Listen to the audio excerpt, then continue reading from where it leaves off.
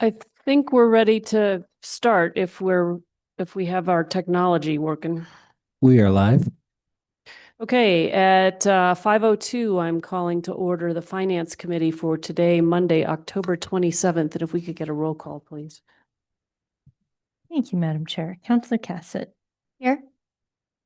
Councillor Lindell. Councillor Faulkner. Here. Councillor Lee Garcia. Here. Chair Romero-Worth. I am here. Madam Chair, you have a quorum. Terrific. Do we have changes to tonight's agenda? No changes from staff, Madam Chair. Any changes from the committee? And if not, is there a motion? Move to approve. Second. We have a motion and a second to approve tonight's agenda. All those in favor, aye. Anybody opposed? That motion passes. We are on to the consent agenda. Oh, no. Yes. No, we are on to the consent agenda. Sorry.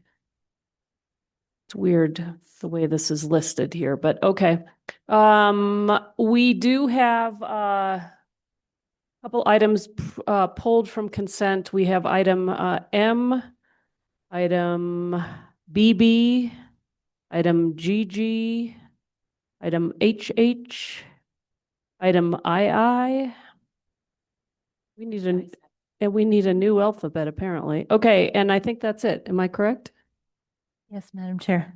Okay, do we have a motion to approve as amended? So moved. And I should have asked, there isn't anything else the committee wants to hear, right? And if not, all those in favor, aye. Anybody opposed? That motion passes. We, from here, go to the presentations. We have the Finance Department staff recognition, results of auction and fleet staff contribution. And Director Oster, I will turn it over to you.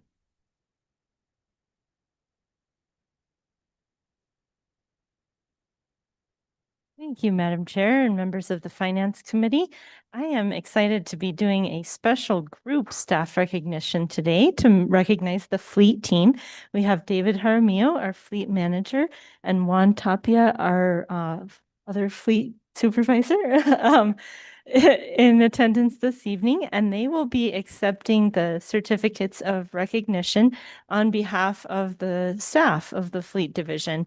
You will probably remember that we've recognized David and Juan before in staff recognition, and we decided that this was a great time to recognize the team as a whole for their contributions to the citywide auction. And that's just one of the amazing things that the fleet team does every day. But most recently, on October 18th, the city participated in a statewide auction, and we the initial revenue estimate from the auction is that we raised over $380,000, largely because of the efforts of the fleet team to prepare city vehicles that were no longer usable by the city to be sold at the auction. And with that, I'm going to turn it over to Dave to talk a little bit more about the specific work that went into that. It's a lot, I will say, but I'll turn it over to Dave to talk about exactly what these folks did in order to help us raise that $380,000. Good evening, councilors. Yeah, I couldn't be more proud of the team with all of the work that they do, triaging the police department, making sure that all the other departments' needs are being met. It takes a lot of communication and a lot of collaboration, which is something that my team does very well. We use all of the resources that we can in the parts department as well, and we fill in where needed, and then go back to the shop and fill in there as well. And in this case, we had 2 weeks to really take everything down to the lot, which includes cleaning out the vehicle, making sure that all the debris is out. Although many departments helped us this year with that. Many departments brought their vehicles pretty much ready, but the staff still took out the radios, the bracketry, the lights in some cases, and labeled the vehicles, sprayed them down, made them presentable to get the best return on investment that we could. And we did it. We got everything down there, and the only thing that we have back in our lot a couple of vehicles that we deem biohazards because there had been people living in them, and there's certain things that we just didn't want. We wanted to play it safe there, and so we're going to take them to be destroyed. And so memos will be going out for that later. But the team really does a good job in working together. And you know, when the load gets heavy, they split it, but when the joy gets passed around, it gets doubled. So they never ask how hard the task is going to be. They just ask me what they need from us, and they do it. So I'm just really happy with the group that we have, and we're expecting to get 2 more, and I'm sure that they're going to do a good job as well. And of course, Juan leading everything down there in operations, answering all the phone calls. That's not easy either. So Juan does a good job in leading the group as well. So I'm just happy to be part of the fleet team, and thank you for recognizing my staff. Wonderful. Thank you, David. And of course, David and Juan, and also Scott Gunter, who's not technically part of the fleet team, but is sort of like an honorary member. We're all integral to the efforts around the auction as well. So we're excited to recognize the work of the staff, but also management played a huge role in ensuring that the vehicles that were ready for disposal were prepared appropriately, and that they got where they needed to go on time so that they could be auctioned off. So thank you very much to the entire fleet team. And with that, I'd like to read out the names of the folks that we're recognizing this evening. There may be some on Zoom. Michael, can you check and see who we have as attendees in the Zoom room? Just one moment, I'll check for my.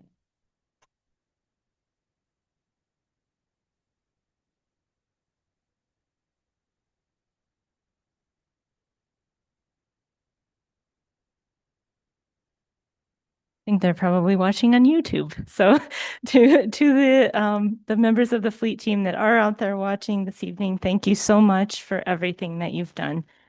So with that, it is my pleasure to present certificates of appreciation to the following members of our fleet team. We have Merlin Pena, who works in our fleet inventory section of the fleet division. Thank you, Juan. Next up, we have Ben Blea. Ben is the supervisor of our parts inventory section.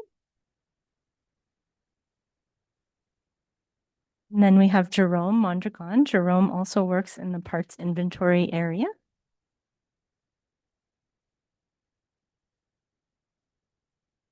Next up, we have Jonathan Ruda Rodriguez. Jonathan is a equipment service worker. And so he works on oil changes and tire rotations, routine maintenance that keeps the bigger repairs at bay.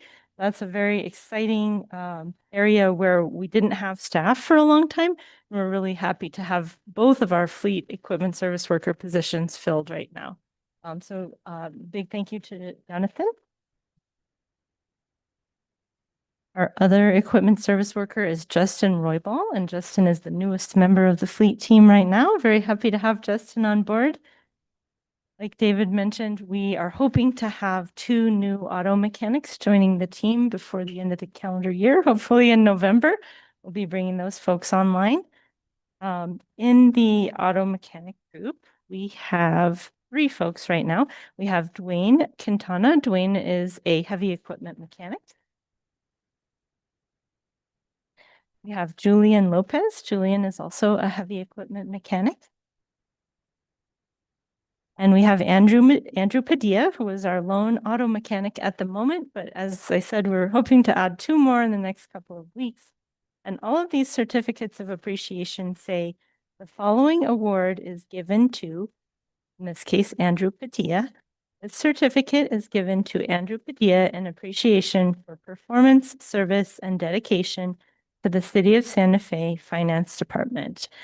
We really, really appreciate the work that the fleet division does every single day to keep the city's vehicles running. It is absolutely critical to every city department that we have reliable, functional vehicles. And these are the folks that make that happen. And when those vehicles have reached the end of their useful life, they prepare them to be disposed of and help us get the best price for them. So really appreciate all of the work of the fleet division all the time, every day, and especially right now with the auction. Thank you so much. Thank you to you and yeah.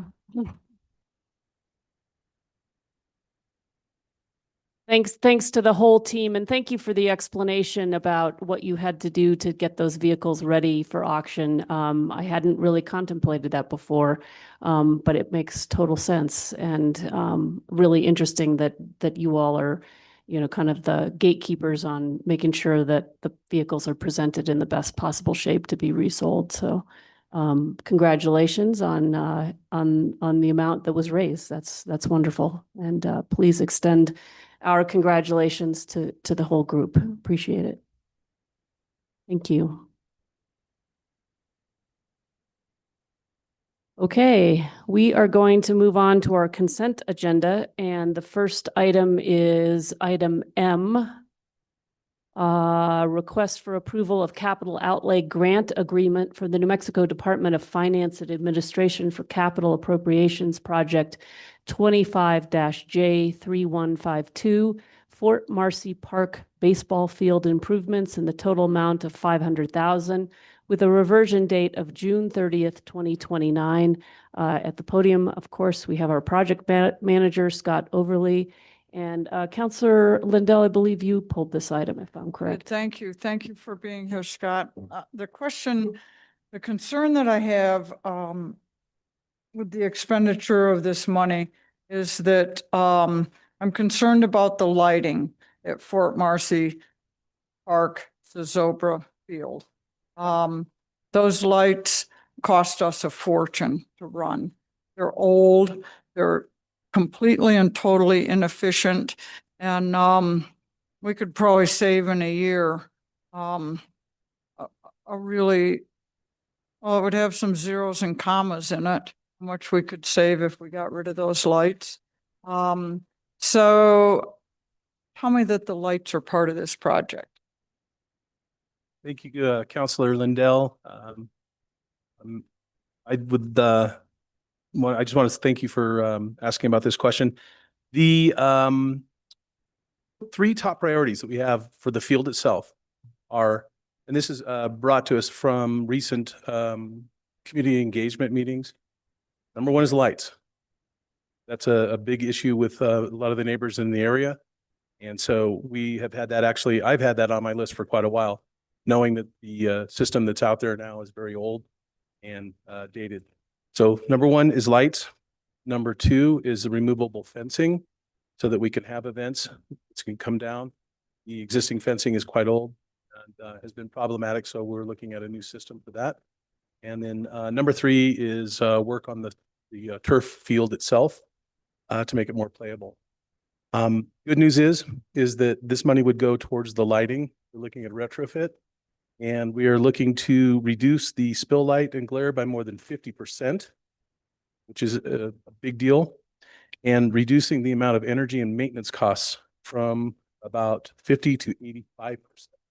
So the new lighting that's available, the new technology that's available will help us take care of that lighting situation and really make it a nice place to play that's still adequate for play, but will reduce down the amount of glare and cost. Great. I appreciate that. So the lighting is part of this. That's all I have. Thank you very much for making the effort to come down. Other Move to- other questions from the committee?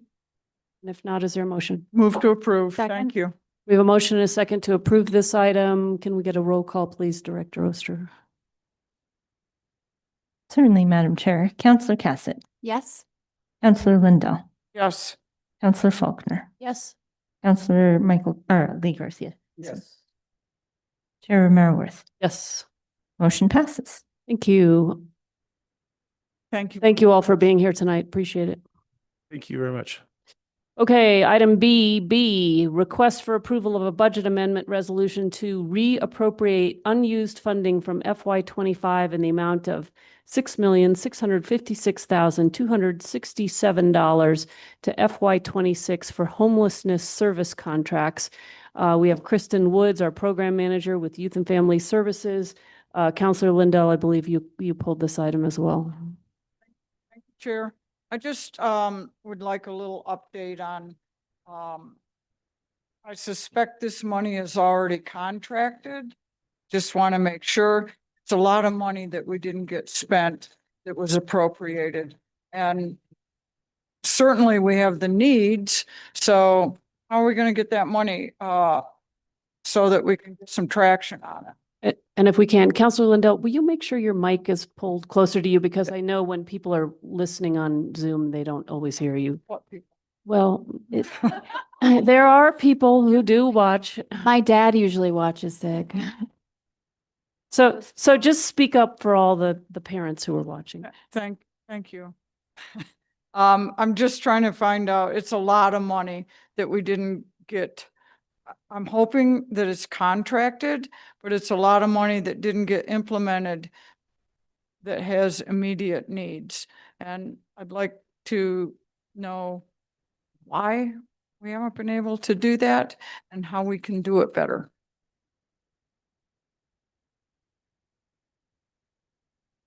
Thank you, Madam Chair. Thank you, Counselor Lindell. That's a great question. It is quite a lot of money, the majority of which is already contractually obligated. And just as part of the city process, we need to carry the funds from fiscal year 2025 through to fiscal year 2026 in order to create a purchase order and continue to do the work that has already been contractually obligated. The rest of the funds are all allocated towards projects that have not been able to start or are eminently beginning, just depending on the different area of work. So yes, all of these funds have been allocated for good work and is either underway or will be beginning.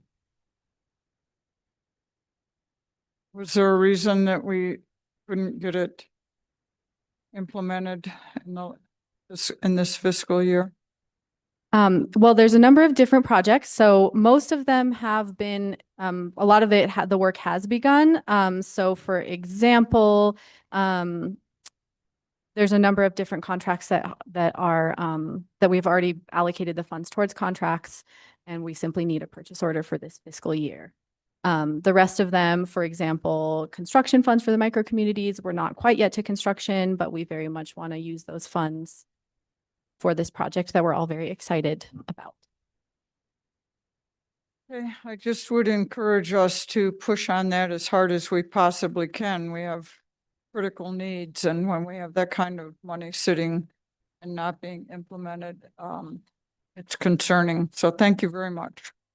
Thank you. Can I actually just take a moment to acknowledge that today, as an incredible advocate and provider in the homelessness community named Chaplain Joe Dudziak passed away today. So I just wanted to acknowledge that. May he rest in peace and honor the incredible work he did for our community. No, thank you for bringing that to our attention. Wow. Loss. Yeah, that is a big loss. Thank you for letting us know. Appreciate it. Counselor Lee Garcia. Thank you, Madam Chair. Just piqued my interest. What is this project that we're very excited about? Sorry, there's a number of different projects under this carry forward, but I think you're referring to that I mentioned the micro community project. There's been a resolution to pursue the Richards Avenue micro community. So that's the project I was referring to. Okay, just making sure it's something that we had already kind of have our eyes on and something that we've approved. Obviously there's other things that through administrative could be looking at, and I would like to know about that before. Thank you. Madam Chair, Counselor Garcia, thank you very much. Just brief. Counselor Pilar. Counselor Faulkner. I would just like to offer that as we pursue resolving we're not going to resolve the homeless issue, but mitigating the issue of homelessness. I think it's important that every district remember that we have to take some piece of it in order for it to work effectively. And I only say that because I've been extensively studying how to mitigate homelessness and unhoused. And it literally is a formula, and the cities that are following the formula, it is working. And one part of the formula is every district has to take a little bit in order to help the collective. And so I just want to keep reminding the council and the governing body, as well as staff, and then also the general public has to play a role in this. We have to be able to accept some small portion of the burden in order for the city in its entirety to mitigate the unhoused issue. Okay, anything else from the committee? Not, is there a motion? Move to approve? Second. We have a motion and a second to approve this item. Director Oster, back to you for a roll call. Counselor Cassett, Yes. Counselor Lindell, Yes. Counselor Faulkner. Yes. Counselor Lee Garcia, Yes. Mayor Romero Worth, Yes, motion passes. thank you. Thank you for being here tonight. Okay, on to item G and GG, sorry, thank you. A resolution requiring a micro community in every city of Santa Fe Council District by January 1st, 2027, or if that timeline is not met, a presentation explaining the barriers to meeting the timeline and recommending how and when the goal of a micro community in every district can be achieved. I don't know who we have here. We should have Director Henry Hammond Paul, but we, Is that it? okay, who pulled this? Okay, Counselor Lindell, did you pull this? Who pulled this? The micro? Yeah. Yeah. Okay. So I don't know. A statement about it. Okay, did you, yeah, did you have questions? Do you? I have a statement that District 1 has 6 or 7 facilities at this point in time. And to just paint with a broad brush and say that everybody's going to get a new micro community, I don't think that that's assessing what the, what the need is or where it would be the most effective. I also think that it's somewhat unfair. My district has 6 or 7, and Counselor Faulkner has always spoken to that District 3 doesn't have any. And I don't think that District 1 should be taking on more facilities until we even this up a little bit geographically around the city. So that's my point, and I'm not going to support it unless we have some changes to it. Sponsor? Sure, Counselor Faulkner. So in doing much research and visiting sites where addressing the unhoused or homeless is successful, is that it's called the continuum of care. So you need a campus where you can triage, where you can provide wraparound services, where you can help people. We have to look at it more like we're educating human beings to get in a space where they can be more functioning than they have been in the past for a range of challenges that are beyond their control. The micro communities are an integral part of the continuum of care, but they're one of the last phases of continuum care. And what we have to look at is with this issue, we're dealing with very complex and complicated challenges that go beyond dollars and cents. We have to look at human beings as in a place where they need to be given the skills to become, to help them get through addiction, to help them get through the mental health care, to help them find a space because they just fell out of the system. And one thing that is abundantly clear after doing tons and tons of research on this issue is that micro communities are the second to the last step in success. But they will not work unless they are distributed equally throughout the city. So you can't have a collective of micro communities. You have to find micro communities that make sense for each district. So like in District 3, we have the Veterans Center, the Federal Veterans Center. That would be a good place. We also have the police department headquarters. So we have a culture in District 3 that is more conducive to veterans. So then I know Councilor Garcia and I have talked about this, and we are more than willing to take on the veteran homelessness.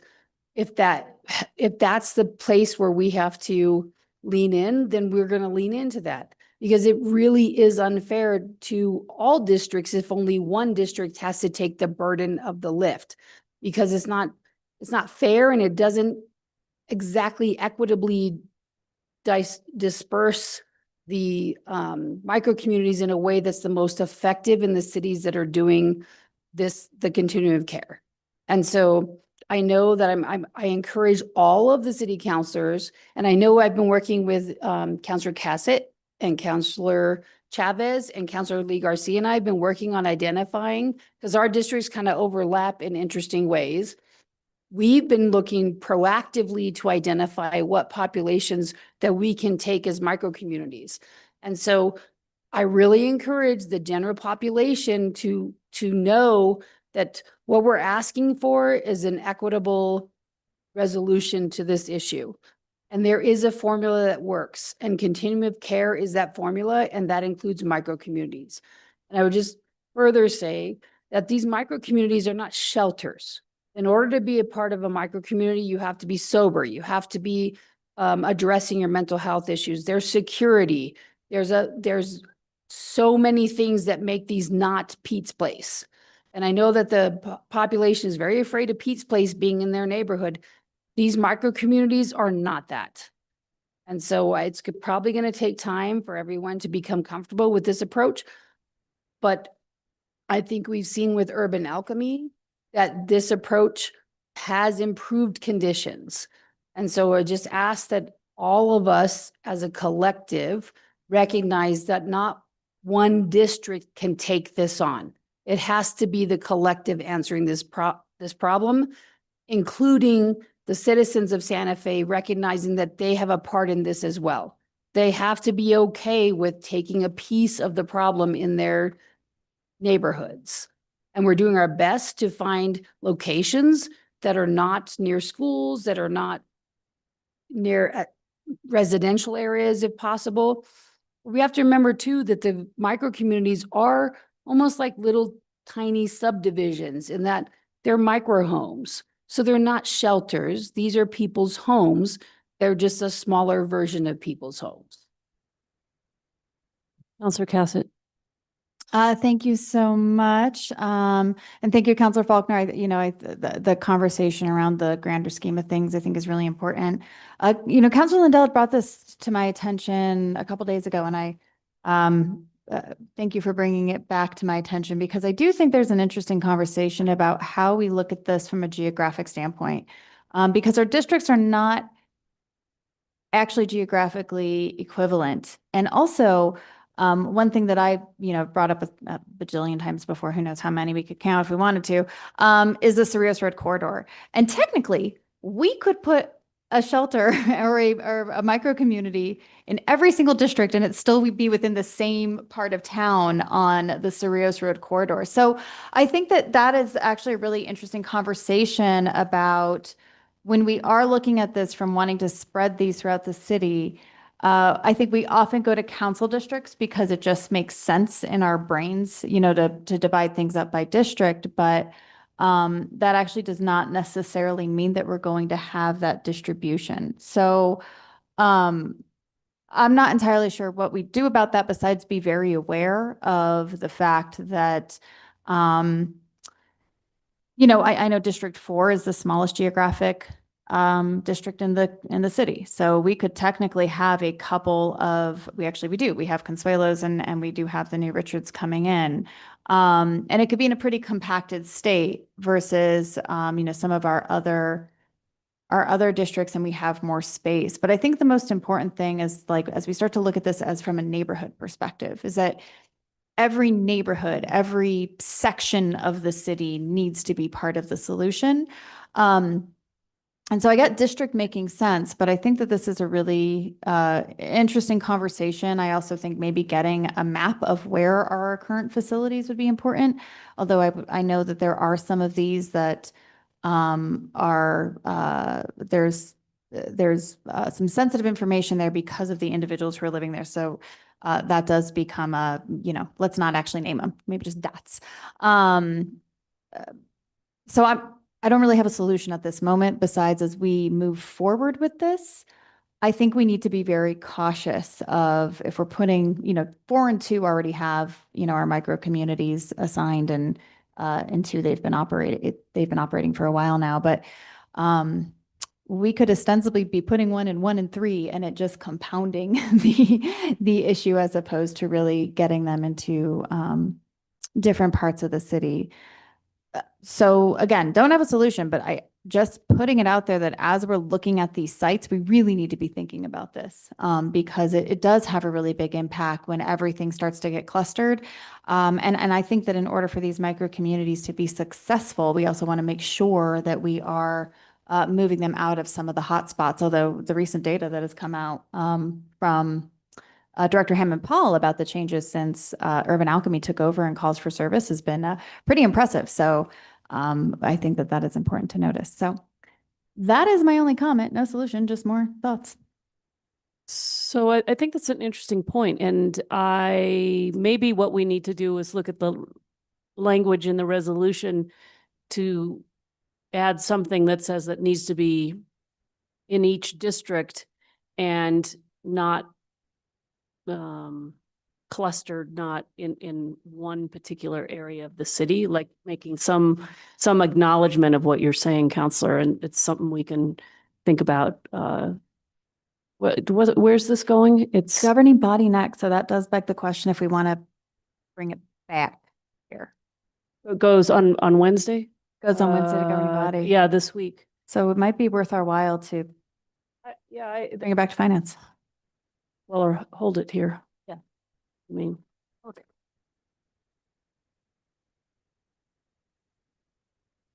Can we hold it here? It's a motion. table till our next meeting, which is, hold on, let's think about that a minute.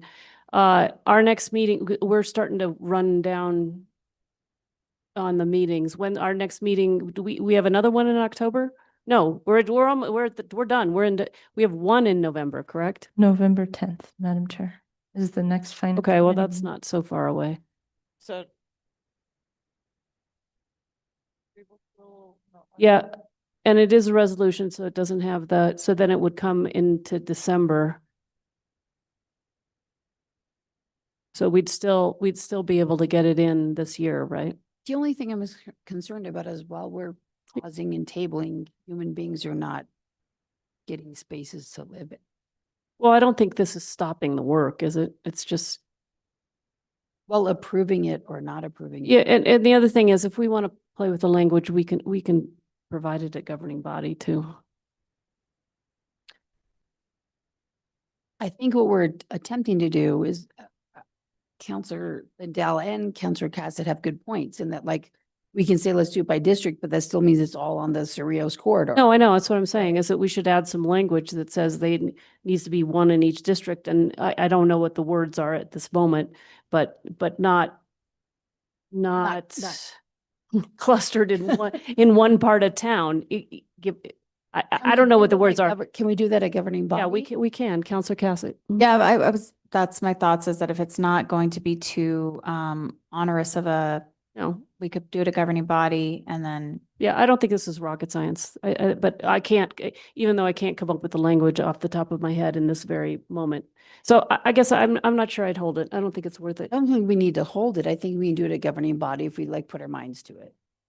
Okay, is there any other comment on this? And if not, is there a motion? Motion to approve. Second. We have a motion, a second to approve this item. Roll call, please, Director Oster.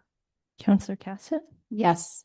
Counselor Lindell, Counselor Faulkner, Yes, explain my vote.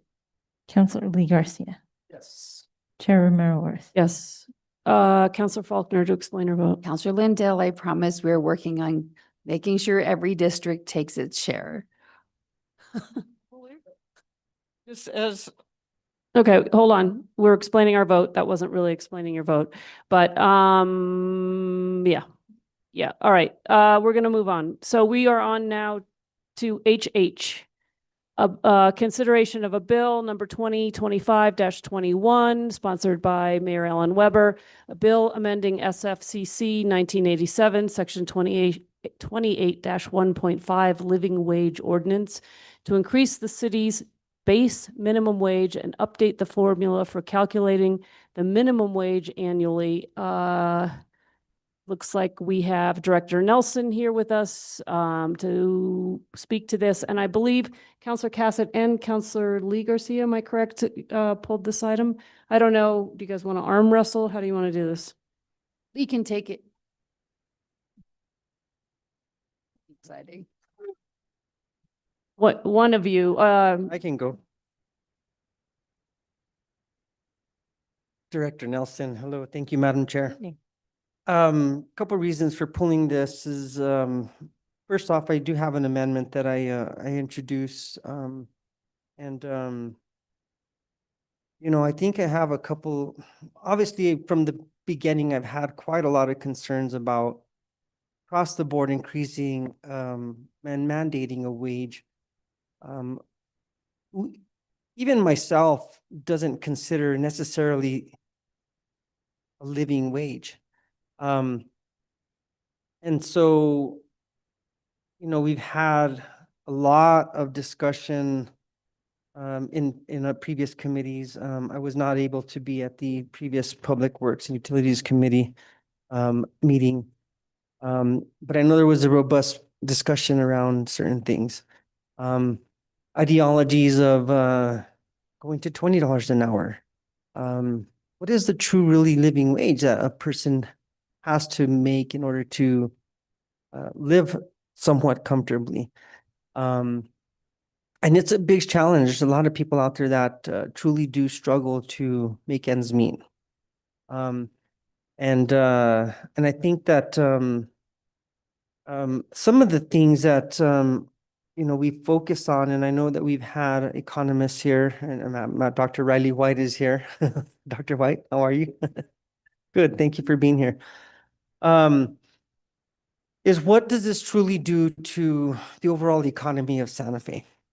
And you're the Director of Economic Development, which means how do we continue to support a group of economic development, whether it's businesses, small businesses, large organizations, and so on and so forth.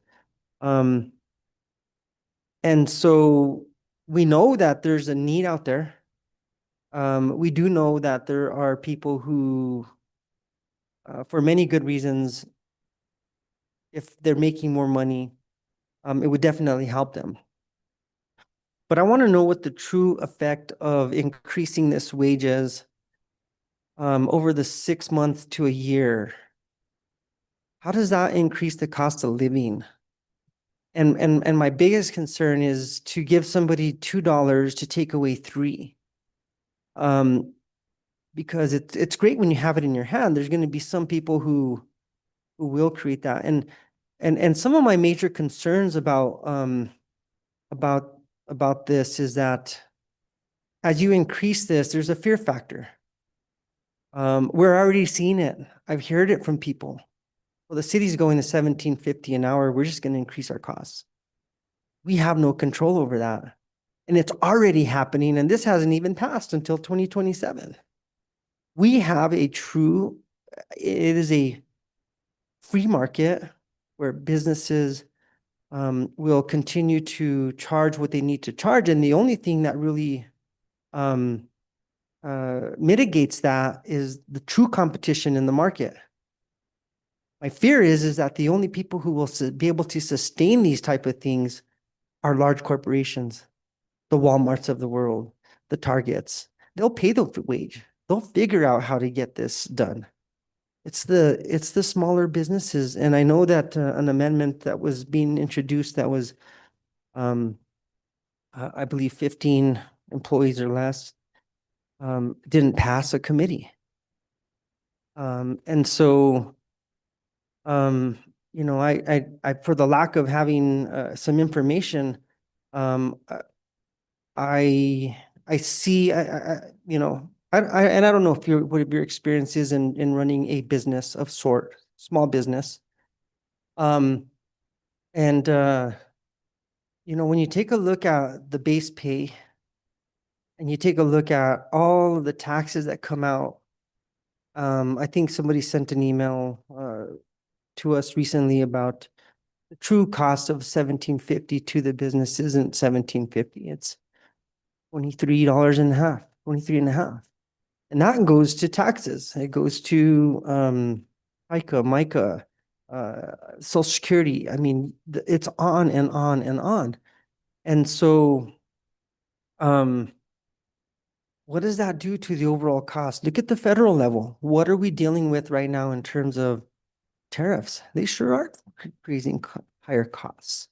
There's a lot to think about. And again, my overall fear is that are we helping the people, or are we actually doing more damage to our economy? Are we pushing our consumers to Walmart because they can sustain that, to Lowe's, to Home Depot? What does it do to Big Joe's True Value, who employs people at a specific wage that you know, maybe they work on hourly, maybe they work on a small commission. When people don't understand how to incorporate their healthcare, I mean, if you actually added healthcare and some other benefits in there, you very likely will end up saying, okay, well, all I'm going to have to pay you is $10 an hour or $8.50 an hour, because the cost of those things are high. So do you want the hourly take home, or do you want the benefits? Well, if they want the benefits, they're going to take less money home. That's not money that they can spend. That's just a benefit. And so it's so complicated that I don't think that we really know by passing this what it's going to do to our local economy. It really does. And you take away the ability for small businesses to figure that out, because the only other option they have is to increase their costs. When they increase their costs, that takes the person who, with their own free will, to go give their money to that business, whether they have a good service, can provide the timely service, a good product. Like, oh, well, I can just get it at Walmart. I'm going to go to Walmart. And so we really are pushing, I believe, by doing this, pushing our dollars into large companies who are actually have a base that's outside of New Mexico. It's just so challenging across the board.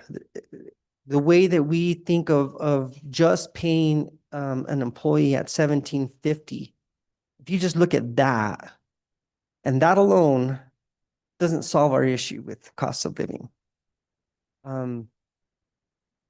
And so those are my really major concerns. I do have an employee who I just hired on at $17.50 an hour. Because I had to. That's the true competition in our market. I'll just go on to say, when Los Alamos started to increase their wages to people, it completely reorganized what rents were in Santa Fe. And they said, well, they're paying this, people need housing. I'm going to go and it's going to be $2,500 instead of $1,500. That's not going to help our people making 17 and a half.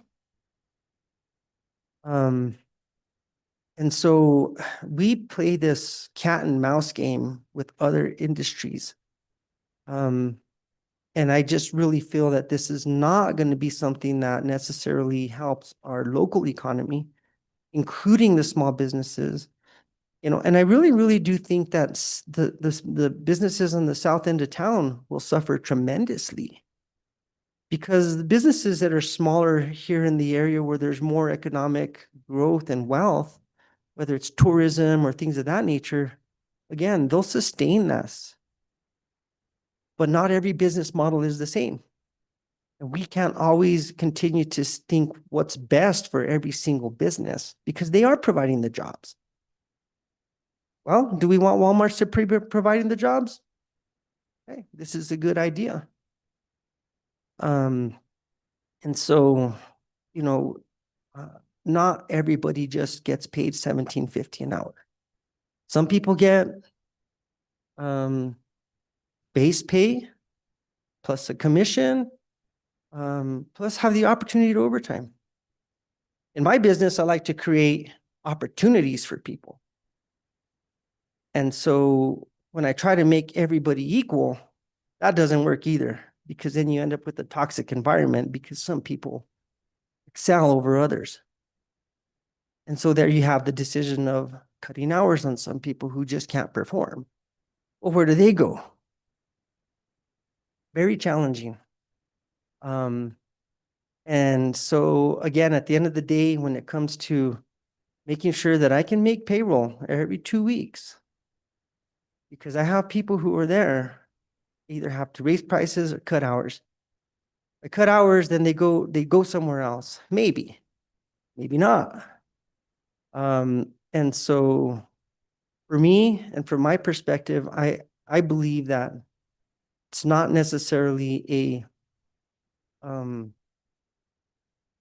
I think it's a quick feel good fix to what we're experiencing right now. And in 6 months to maybe a year, we'll be back at another bar. And the potential for this to be $30 an hour in 10 years. And again, we don't know what the economy is going to look like then. And so, you know, very challenging for me going through it. The other thing that I have as far as an issue with this, and I know I'm not asking very many questions, but how many amendments do we have now? A, B, G, we're G, H. And when we have that many amendments, that tells me that there's not agreement here overall. There's not a consensus of this governing body because everybody wants it to change. Maybe we should have just voted on it from the get-go, up or down. But now we've had the opportunity to make some changes based upon what we're hearing from our community. It's not an overwhelming support for this in the community. There is an overwhelming support by the advocacy groups who really like this.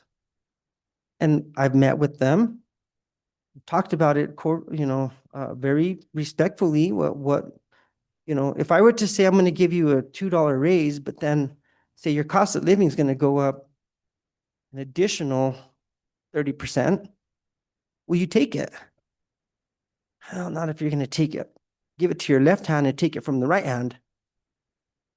They don't really understand those economic numbers.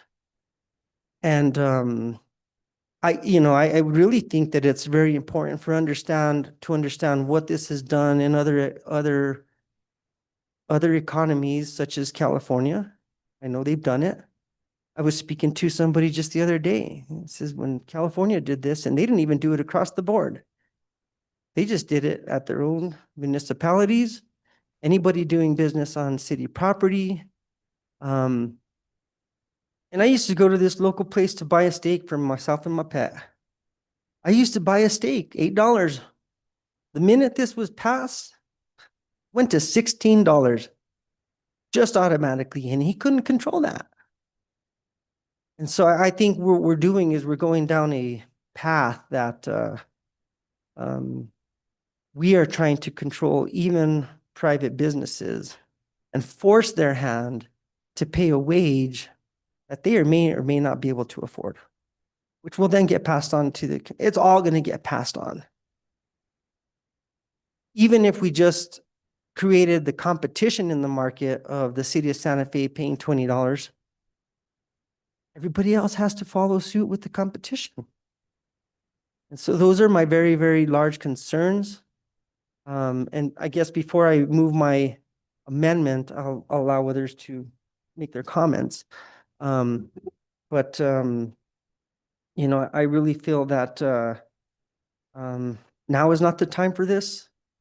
I know that's would be in disagreement for many because they think now is the time because cost of living. But when you take away the ability of a free market businesses to do business here in this town, especially in the areas that are a little bit more impoverished, where are our businesses going to go? They'll get shut down because those people aren't going to shop at our small businesses. They're going to go to the large box stores or they'll go to Albuquerque. And I think that's where we're running a somewhat dangerous line with this. And so it's ambitious.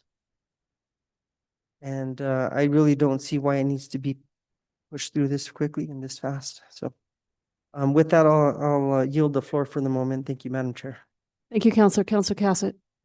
Thank you, Madam Chair. And thank you, Counselor Garcia. I appreciate, you know, all the feedback. And I know it's been a really big conversation. This is not, I would say this is not simple. Nothing about this is simple.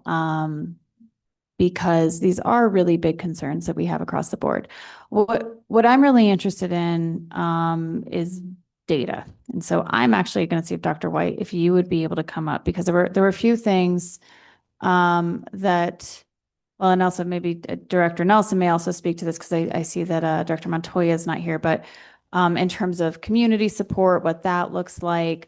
I only have anecdotes from District 4, to be perfectly honest, but I have spoken to some of my small businesses in District 4, and some of them are like, great, sounds good, already doing this, have fun. And some of them are concerned. And some of them are against this, and some of them are for this. And so I have not seen, for my district businesses who I've spoken with, you know, even up or down. But we do have some data from the Chamber of Commerce that, you know, I think is good. But Director White, could you talk a little bit about impacts that we've seen in Santa Fe before, impacts that we've seen in communities before? You know, there was some conversation around housing, and housing is also not impacted by one factor like the wage. Housing is impacted by supply and demand. Housing is impacted by our own inclusionary zoning policies and our own, you know, planning and land use policies. So there's a few other things at play here. But Director White, you did a lot of the research and data around this. So can you provide some of that information now? No, I'm very happy to. Thank you for having me. And I also want to address a few things. I'm not here to advocate for this legislation or frankly any legislation. I'm only here to report the economic facts. As Councilor Garcia pointed out, these are complex questions that involve a lot of different pieces to it. But that's why academics have been studying this topic for many years. So the research I studied and the nature of what I studied was grounded in some of the best empirical research that we have right now. So let's talk about what some of those impacts are. Now, regrettably, those aren't impacts. Those are impacts around the country, and those are impacts in different places that may be different than Santa Fe. So first, let's kind of address that first issue involving employment. One of the interesting parts about employment is that these concerns, and I appreciate so much, Councilor Garcia, your honesty and frameworks. You said what a lot of people think on the back of their minds. It's intuitive, indeed, for economic theory to look this way. And I want to point to an article written by a very famous economist whose last name is Manning, that wrote a study about these very effects just 4 years ago. And he called it the elusive employment effects of minimum wage hikes. Elusive employment effects of minimum wage hikes. Intuitively, it seems like it would affect employment. Intuitively, by raising the price of labor, it seems that way. But the data doesn't pan out on this level. And it's study after study after study have shown little or no aggregate employment effects. Now, there is a side effect to this too that was pointed out here today that I think is worth noting. Small businesses in particular concern. And how we define that, if they're 25 or less employees, 20 or less employees, 50 or less, 100 or less employees, or we follow New Mexico's Small Business Administration definition of 500 or less. The majority of New Mexico businesses are in fact small businesses. So there was a study, another study, and I hate to be an academic here, but that's why I'm here. It's written by two, Rao and Max Risch from University of Michigan and Carnegie Mellon. both outstanding academics in their field, and you can look it up. It's on Oxford. They've got a bunch of data on it as well. It's the most thorough data set of small independent businesses out there right now. They've studied, they had priority access to individual tax returns and priority access to these business tax returns. They were able to match a huge number of effects across the market. Now, there's trade-offs across the board. Everything we do possesses economic trade-offs. And I can actually quote a few things from it if you give me a second here. So they looked at independent, and they had about 250,000 data points a year. So this is a massive, massive study. They actually matched people's tax returns with others. And independent, non-publicly traded firms rarely cut jobs in response to minimum wage hikes. They had a focus on small firms. Workforce size remained stable. Now, there were still effects. So let's talk about what those effects are and the magnitude of what those effects might be. The firms absorbed wage increases by increasing revenues, not shrinking profits. That does imply that pass-along effect. Now, other studies have studied how much is actually passed along in those effects. So for a 10 to 20% wage increase, we expect a 0.5%, a 1%, a 1.5% increase in price. It's fractional, but it's non-zero, and that's important to know. Further, a small share of less productive small firms, as found in that study, about 1.5% of the total firms did end up shuttering after the wage hikes themselves. But the overall industry became more productive. What explains that paradox? Employers, having to pay higher wages for the employees, expected more from them. They demanded that they earn that money, and those employers responded to those levels. And so productivity increases in response to wage hikes. And we also had, so there's another question that affected on this. So let's look at the other question is there doesn't seem to be a large effect in between the question of, is it a small firm or a large firm? That's intuitive to suggest there would be, but the effects there's not really a significant difference in what we find between them. There's also stuff about real estate and costs and other things, and I want to acknowledge that as well. And so acknowledging the point that yes, Los Alamos does affect the market in Santa Fe. Santa Fe also affects the market in Rio Rancho or Albuquerque, as you will quickly know. I commute the other way. I live here, and unfortunately for irrational economic reasons, I commute to Albuquerque every day. And every day I drive down and I drive back huge streams of cars on I-25 coming out of 25. And they have an impact on the markets in Rio Rancho, Albuquerque as well. We're connected to each other for sure. And that's something we have to address. We have to acknowledge. Regarding other effects and price increases, we talked about employment effects. We talked about what other effects are on your mind. How can I help address some of these impacts, what they might look like? Yeah, thank you. I appreciate that. And can we get links to those articles? I know that you think they gave have us a most of lot it. of. Yes, I'm happy to. I can And follow up with Johanna maybe. Yeah, and Yeah. Counselor Cass, Yeah. does that second study have a name or just Carnegie Mellon and the University? Oh, yes, I can tell you right now, actually. 'Cause Michigan. you can look this up. This is a wonderful little, it's called The Impact of the Minimum Wage on Independent Businesses. And it was a recent study, the 25th of September, 2024. It's great to fall asleep reading. It's very, very detailed data set. Thank you. I appreciate that. And I do think maybe Director Nelson, if I or Andrea, I'm not sure because we do not have Director Montoya here to speak to some of the conversations that have happened around our study result or our survey results. We did get a very robust response. I mean, and I also want to point out that the listserv that this went out to was the the Office of Economic Development's listserv. So we can surmise that is likely going to include more businesses and people involved in the business world than our general listservs, or, it wasn't necessarily sent out to the nonprofit listservs. It was, I'm sure they're involved in there too. And then the Chamber of Commerce also directly targeted business, smaller sample size, but still some interesting results that I think as we continue to have these conversations around benefits versus things that we need to look out for, because as Director White noted, like things might be minimal, but not zero. And that is really important for us to, or Dr. White, excuse me, and whatever. And so, are you sure? Some people regret taking that job. What those different conversations look like. So, are you able to provide some of that information? Yeah, I've got everything. Madam Chair, Counselor Cassick, counselors, thank you so much for illuminating the fact that we have collected a pretty good sample of not only business owners, but employees, retired folks, and members of our community to provide their feedback on how they perceive this increase in living wage. So you mentioned the survey that the City of Santa Fe's Office of Economic Development conducted.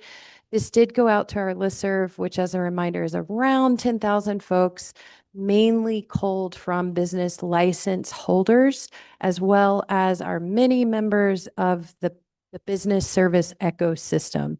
And when you mention nonprofits, that also includes community organizations as well as business service providers, which then have their own networks of businesses, like a chamber, like an association, et cetera. So we're really dependent when we get information out that they're also amplifying that message and getting that out to their business members. So roughly a pretty decent sample of our business community. In addition, you mentioned that the Chamber of Commerce sent their own survey out to their members, and they had a response rate of about 72 business owners, and that information is available. You can see the results there. And then we got about 1,500, a little over 1,500 responses. I will note that early phases of the survey results were enhanced when we asked the Santa Fe Public School to send to their students and their families. And so that almost tripled the response rate. So what you saw, I believe this came up in the quality of life meeting, was we were getting a lot of feedback from one particular demographic set, but the moment that the SFPS helped us and sent that out to their families, we saw the results really give a more realistic picture of our families, including income brackets and household size, that is much more reflective of our community. And I'm happy to go into results. So what you see is that the majority of respondents from our survey, the majority still is about resides within employees and workers. And then you also see that there is overwhelming support for an increase in the living wage, that $15 is not enough for a living wage. You see many of the trends that we have chatted about here, and we've presented those in previous committees. You do see about a 30% in support from the small businesses. You see some concern there about if I increase my living my minimum wage, perhaps I will have to increase prices, but it's still a minimal result. You still see that split. You also see the majority of folks on our survey results saying that they already pay above the minimum wage, with around $15 per hour. And I'm happy we have those results and laid out, so I'm happy to go through them specifically. Yeah, I think it'd be probably helpful to send out. I know that we saw the presentation at Quality of Life. I think you guys also saw the people in Public Works also saw the presentation, but I don't know if it's in the packet. And if not, I think it'd be helpful to send that out to everybody. To upload, great. And I have it pulled up. I'm happy to go through those results too. It's a pretty quick presentation if the committee. I don't feel a need. I've seen it, but I would leave that up to people who have not. I think my only question, then I'll stop here, probably for Dr. White again, is there has been analysis about what happened specifically in Santa Fe with our own increases in the living wage. Do you have that information off the top of your head at this moment in time? There's two competing studies that have been done. One was early and the second one was by Bieber. And full disclosure, I'm also, as you know, a UNM employee. I have they wrote what I thought was a very thoughtful engagement that showed it was resulted in very little negative outcomes at this time. There's something else on this note that I kind of, it's interesting to think about, because this is a question of it is a question of free markets. It is a question of things where you involve those issues. One thing to think about as you approach the question as a council of the question of living wages or minimum wage is, is labor like other things? the first place. So free markets work. You have a bunch of suppliers, you have a bunch of producers, you have a bunch of consumers. You need competition in both areas to make that work. Markets like retail, markets like Amazon, other places. You have a bunch of goods and that lowers the price of the commodity. A lot of suppliers and a lot of buyers. That's a healthy one. Minimum wages are interesting. Labor is interesting because the supplier of wages are household. The consumer is businesses.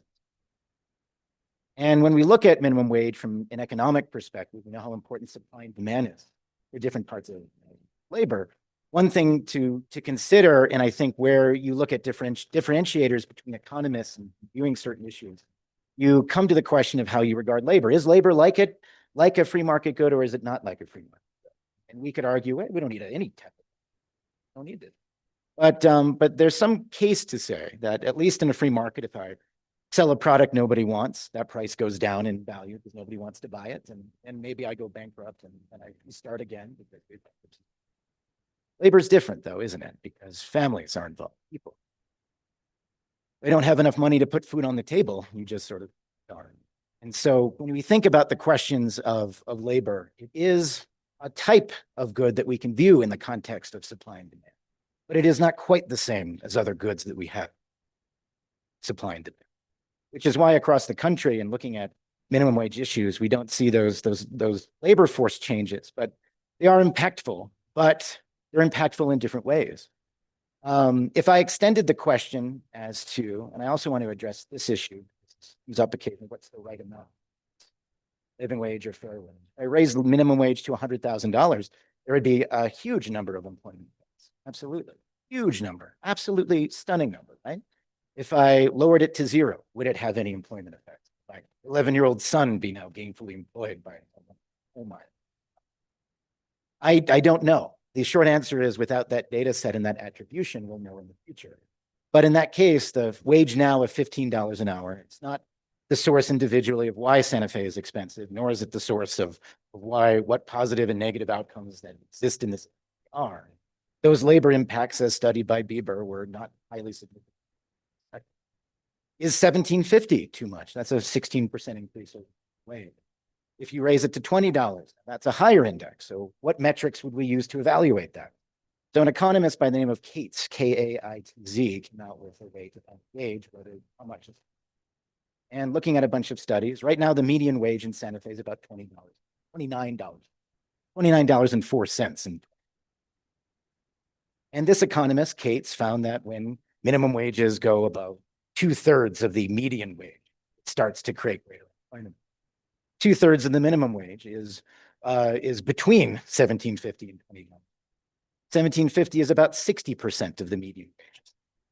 $20 an hour is about 69%. The higher the minimum wage is, the greater likelihood of those employment effects, magnitude.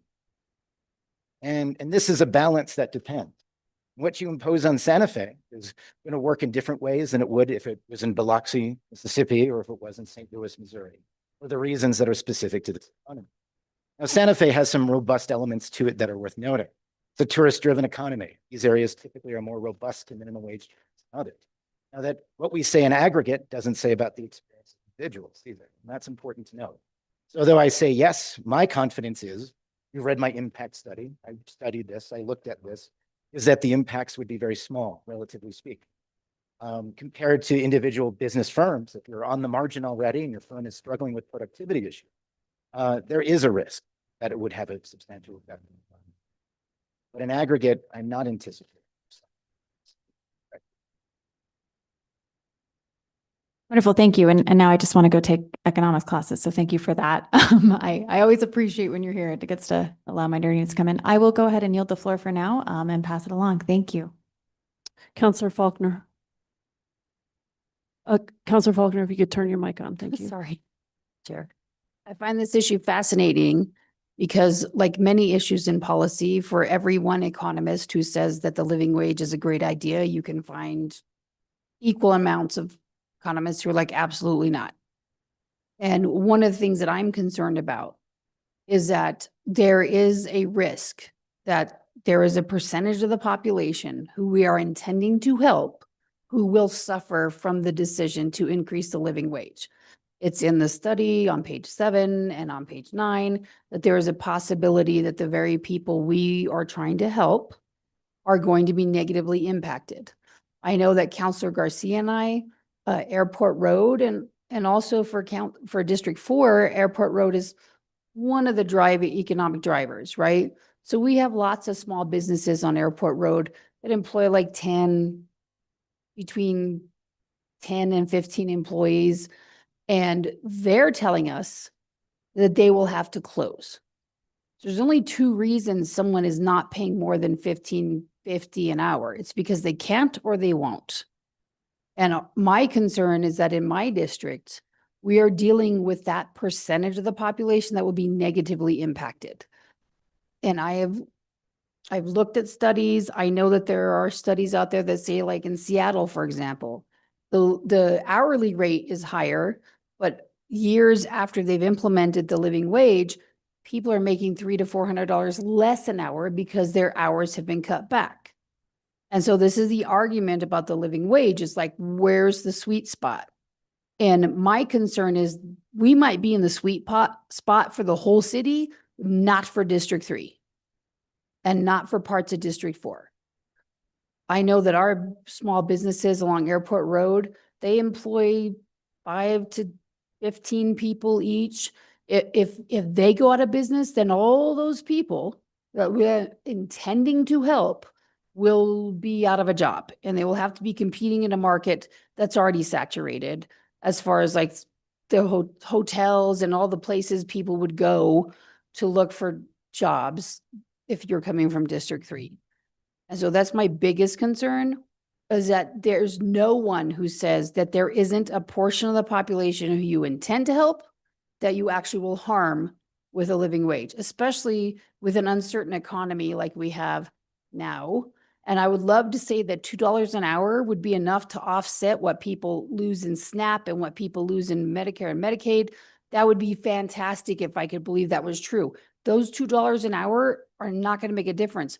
We have already have complaints in our district about rents for businesses going up just based on the living wage. That is a possibility. $300 a month. Like 2 businesses have had to pay $300 a month each more just because there's the living wage on the horizon, and that's what the landlord told them. And that's going to be the case all up and down Airport Road. And so my concern is not that the city won't be okay. My concern is that my district won't be okay. That we will have people unemployed or their hours cut back while facing the consequences of a federal economy that is out of control and not predictable. And much of the resources that we depend on in New Mexico are going to be cut. And so to me, I'm looking at this, I'm like, I don't think this is the right time for this. And I'm concerned that our district in particular is going to be that part of the city that takes the hit because we are poorer, we have smaller businesses. I did a calculation with an economist from the state. And we looked at if you had a business of 25 people and 10 of those people made the $15.50 and you had to increase them to $17.50. And you added a 3% increase on payroll tax, which is kind of an average because for some businesses it's 1, for some it's 5. So we picked 3, trying to hit the middle. It would be $50,000 a year. I don't know a small business in Santa Fe that could tolerate $50,000 a year increase in what they'd have to come up with to pay people. They would have to cut hours and increase the cost of goods and services. And when I look at that number, I'm looking exactly at Airport Road. And that's my biggest concern. I don't know a business on Airport Road that could take a $50,000 hit. And they're going to have to cut back on hours and services, if not close some of them. So if you close a business that hired 10 people or 15 people, where are those people going to go? Like Airport Road is one of the corridors that actually could have a negative impact on. That's all, Madam Chair. Thank you, Counselor. Other comments? Okay, there are a couple of amendments in the packet. I think I heard at least one is being offered tonight, maybe two offered tonight. We do need a motion in order to consider those. Move to approve. We have a motion and a second. Counselor Lee Garcia, did you want to offer your motion? Thank you, Madam Chair. I'm sorry, your amendment. Yes, so I have, along with Counselor Faulkner, a amendment that I've offered up, which would allow for a business up to 90 days to, mostly for training purposes, to basically state that the living wage or the minimum wage, it's basically what this is gonna be, it's a minimum wage. Would not, the business could opt to not pay that in its first 90 days of employment for the purposes of training. And evaluating that employee based upon their abilities to perform the job that they would need to be performing to earn the wages that would eventually be paid for under full-time employment. And so with that, if you want, anyone who wants to read that, but I'd like to move amendment G for discussion. We have a motion and a second on amendment G. I think essentially creating a training wage for 90 days. Is there discussion? Counselor Cassett? Again, I'd be interested to hear, Dr. White, again, I don't know if you have this information at this moment in time, what the literature says around training wages? If it says anything? It's a good question. So the literature I looked up on training wages and engaged on training wages looked at the question from the perspective of its complexity to actually a pool. State of Minnesota got rid. I'm sorry, I didn't hear that last part. Sorry. Its relationship to what? To the complexity that it is to enforce. That's the. Okay, thank you. But that's the hard part. If it's possible as a complexity standpoint, there are broader questions that minimum wage policy looked at are, for instance, is it comparable to, what would keep a firm from paying somebody a training wage indefinitely? This has a time limit on it. So I'm reacting to, this is the first time I've heard of this amendment. So this has a 90-day time limit attached to it, which is interesting. Most critique has been around the question of training wages in aggregate, which is if you institute an open-ended training wage, you create a situation where somebody could be perpetually in training, which creates an adverse labor impact. Let's see. So training wages in general also are more challenging to enforce.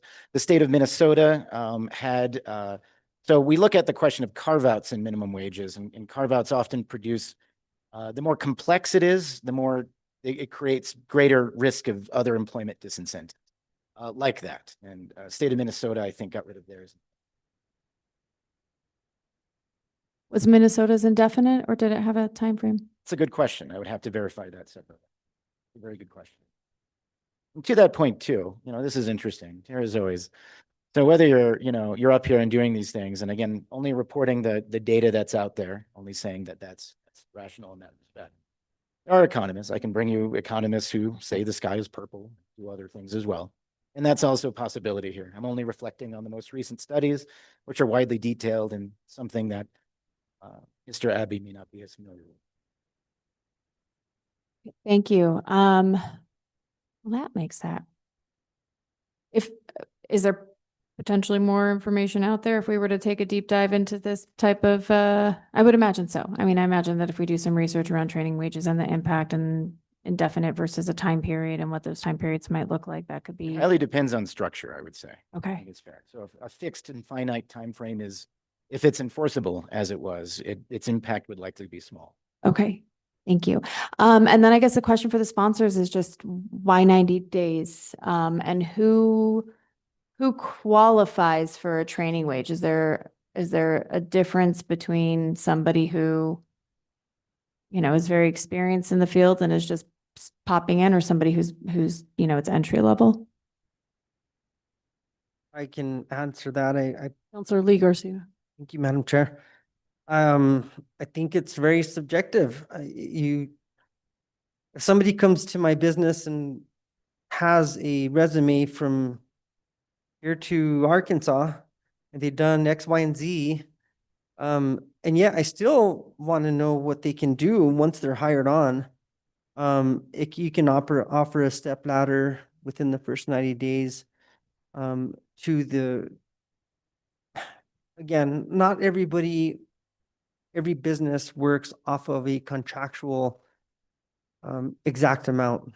I understand that the minimum wage would be a contractual exact amount to start. However, I'll just go for my intent on this is that there's many times where we have youth who come to work and they basically can perform less than minimum requirements for a job. We're not going to hire them. We have people who come to apply for a position at a skilled labor position who come out of a local high school and a local community college who are not prepared to work in the industry that they are working in. And 90 days is not even enough to really train them up to what you need. So the answer to your question in regards to 90 days was just based upon most companies have a 90-day probationary period. Some go 180 days. I know the state has an MDOT. They evaluate people after 180 days. And so we did want to basically put something in there that would be kind of a compromise. Do you want to put a year? No. I think that most businesses, upon hiring of an individual, kind of get a feel for them within the first 2 weeks. Are they going to make this or break it? Can I train this person?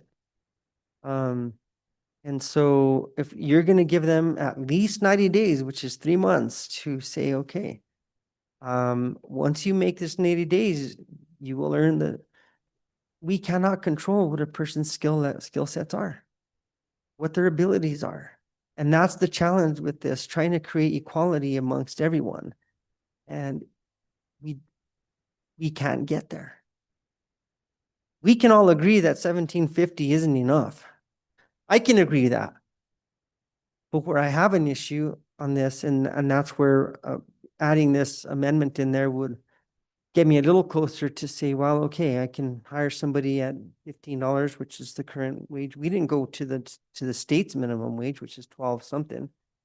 We went to the current city of Santa Fe's minimum wage, which is even difficult for a 15 or 16-year-old person that wants to come in and work. A lot of these guys aren't even in apprentice programs. And so all of those carve-outs don't really even matter. You know, I'll just use an example for my business. I've had individuals coming out of the public schools, and I commend them for doing this. And I've talked to their principals and to their teachers, and they said, this person can operate a tire machine and balance a tire. And they come in, and after a month's worth of time, they can't do the job. They got passed, they can't do the job. Not the job at the demand of what people want. So this gives us an opportunity to give these young individuals or unskilled people the opportunity to train. And I think that really is important. I, as a business owner, would bring in a person that's performing at the higher level. You move them right into the next bracket. And so those are my, because you want to keep that person. They come to work, they're showing up on time. They're doing the things that you're teaching them. Because we actually are teaching these people. School systems aren't teaching these people. They're passing them through, passing them to another level and say, here you go get a job. Completely unprepared. And that's where the brunt of individual businesses, especially ones that are training a person, have to pay them.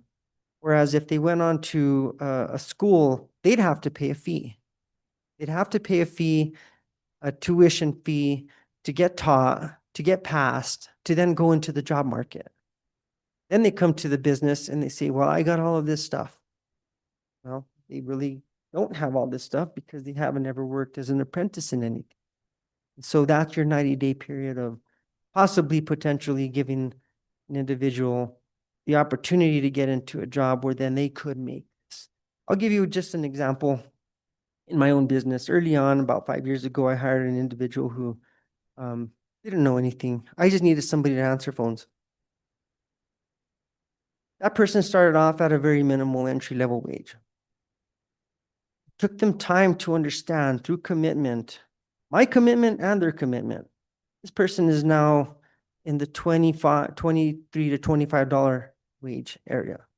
They went to school. They decided to stick with my company. They saw the opportunity. They've learned. They come. And through all of this, do I run the risk of losing this person off to another company? Sure. That's where I've got to get savvy in keeping this person, whether it's wages or benefits or time off, all of the above. And so the 90-day period basically kind of allows us to give unskilled people the ability to work their way into a job, and or our youth market who currently are struggling finding work because at $17.50, the competition at $17.50 is going to actually be $18.50 to $20 because we're going to have to compete with everybody else. I'll leave it at that. Thank you. Yeah, thank you. So a couple things. One, the way I'm reading this is that the escalator, if this were to pass, the escalator would remain the same as the current escalator. So one escalator would be going on only CPI, another escalator would be going on the combination of the percent increase in CPI and the average of CPI and the percent increase for HUD fair market value for a 2-bedroom home. It's quite a tongue twister. That's how I'm reading that right now. Am I correct in understanding that? I think that again, it's just going to be based upon what our current minimum wage escalator is. Okay, so that would, okay, so it would, this is actually not quite correct as described in paragraph B. So that's one thing that I think to look at. So for me right now, I'm on the fence. My kind of gut reaction is I don't like carve outs. I've been having, a lot of conversations and I know that that's hard. I haven't had a chance to look at much data and information around this. So I would like to take a look. A couple things that I'm curious about just in the literature, if there is a definition for what a trainee is. If somebody has been through an apprenticeship, do they get to skip that if they've gone through these processes? So that's where I am at this moment in time. Yeah, I would just like the opportunity to take a look at some information and take a look at what any data says around this. And Dr. White, if you have anything that you would recommend I look into, I'm pretty proficient at academic research still, so I'm sure I can figure it out with Google Scholar if nothing else. But yeah, that's my thoughts on this at this moment in time. I still have some questions around this, both on impact, on how we would manage this, as well as what some of these definitions and the escalators would look like. So thank you. Other discussion on this, Counselor Faulkner? So I have a question. How many studies did you look at to come up with the 17? Approximately 115. Of those that you looked at, how many were would say that this isn't a good formula? Most studies, the studies I looked at, the ones that are, let me put it this way, the vast majority, about 105, were saying it was positive. There are other, or didn't have any negative effects, is how we frame it. Economics, not positive. Let me make that clear. Not positive that the negative effects are minimal. So on that regard, it's an extensive literature review that studied also studies of studies, which are called meta studies. So these study the studies that are out there and they evaluate the techniques that were used. What are the techniques that are most accurate, which measured things best? we're the most thorough in these circumstances. And so it is something that belies us. To your point, Councillor Faulkner, it seems very logical to worry about the employment effects in these regards because we all have them. We're all taught in the strategies of supply and demand, and everybody with a PhD worth their weight in salt has considered it, and that becomes a valid concern. And it's not that there is no effect to it, not that it has no effect, but it is a very minimal and at most studies, not virtually non-existent employment effect for the studies that have been studied. But that doesn't mean that there won't be effects at margins. And to your point, one of these things comes down to, and I want to address also the previous point you made, because there are effects that happen. And thinking of the people on Airport Road and the small businesses. You know, there are many things right now. When this is studied years later, let's say it does pass. Let's say this goes through council and it passes. And you commission a study, and I would advise you to commission a study with anyone else that you choose to do a study on this. The most challenging part about this is attribution effects. What are the effects of things at the end of the day? Right now, to your point, we've got tariffs happening. And I think one of the biggest effects for a lot of businesses, right? We see a massive decline in immigration. That's labor. Labor has cost associated with it. When we take out a bunch of labor that might operate at the minimum wage level or at the low or at times around that level, that creates a labor shock in the market, makes wages more dear, makes labor itself more dear.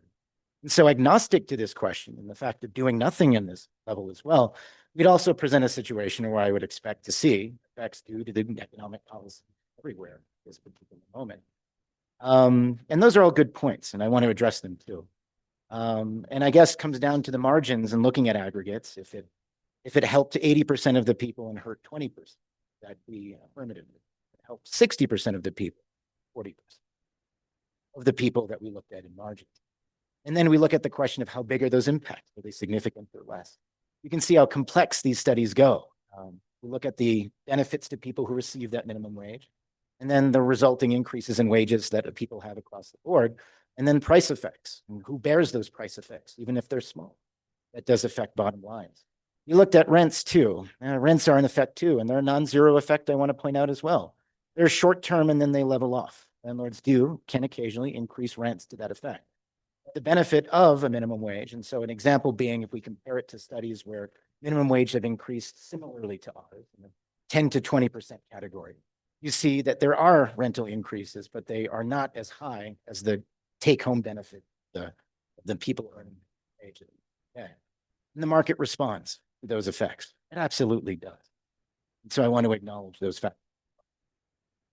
So I would offer, it doesn't matter if you're in the 80% that is positively impacted by a living wage adjustment, but if your district holds the 20% that is going to be impacted, then as a counselor, you have to consider, especially when your district is one of the more challenging districts around poverty and at-risk populations, it appears to me, and by the way, I have talked to former Director Abby, but I've also talked to other economists who are younger and more cutting edge and who are studying this from the same perspective you are. There is a risk that some of the people we intend to help the most are going to be the ones who take that 20% hit. And my fear is that's my district. The rest of the city is already making all more than $20 an hour. In District 3, there is a lot of people who are making $15 now and be $15.50 in 2026. And those businesses cannot withstand. It's not that they don't want to, it's that they cannot. And Airport Road is like our economic driver for our district, a primary economic driver. And so if I'm looking at my district and saying, okay, our district's going to take the 20% hit, so the 80% that's already making $23, it doesn't make sense to me as a leader. Like that's where I'm struggling. It's like this, already most of the people in Santa Fe are easily making $21 to $28 an hour. So then when you put this into place, District 3 is going to be the district, and parts of District 1 likely, and some parts of District 2.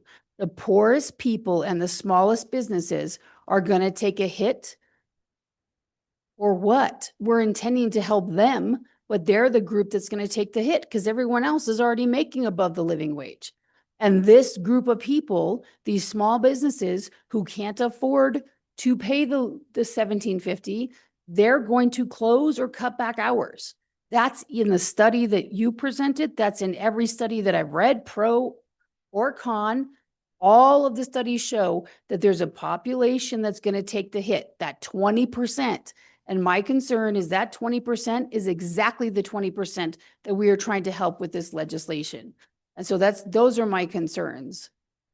And I keep repeating it, but it's absolutely true. And it is frustrating for me in doing research because I am getting my master's degree and I have access to a ton of research. For every study that says, great, good idea, there's a study that says absolutely not. And so this is where I'm like having a hard time with this issue. Thank you, Counselor Faulkner. I appreciate your perspective.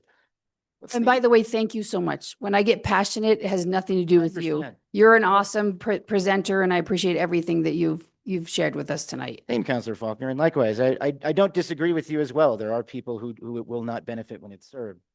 All I'm saying is that in aggregate, in the research looked at and studied, yes, those are effects, right? So there is a cutting of hours and there is a potential risk of cutting hours. And where we do see employment effects is that expectation of higher employers adjust by expecting more from those employees. They also might reduce hours. They also, to a certain extent, one of the other effects, as you point out, it is uneven. In aggregate, though, people who studied this further is that more people are helped than hurt in most of these studies around those marks. But, and that's an important distinguishing fact. And I would say right now, there's a general sense, and I want to acknowledge this, again, agnostic of the question of minimum wage. Let's say it was never up here. I was at home enjoying dinner with my family.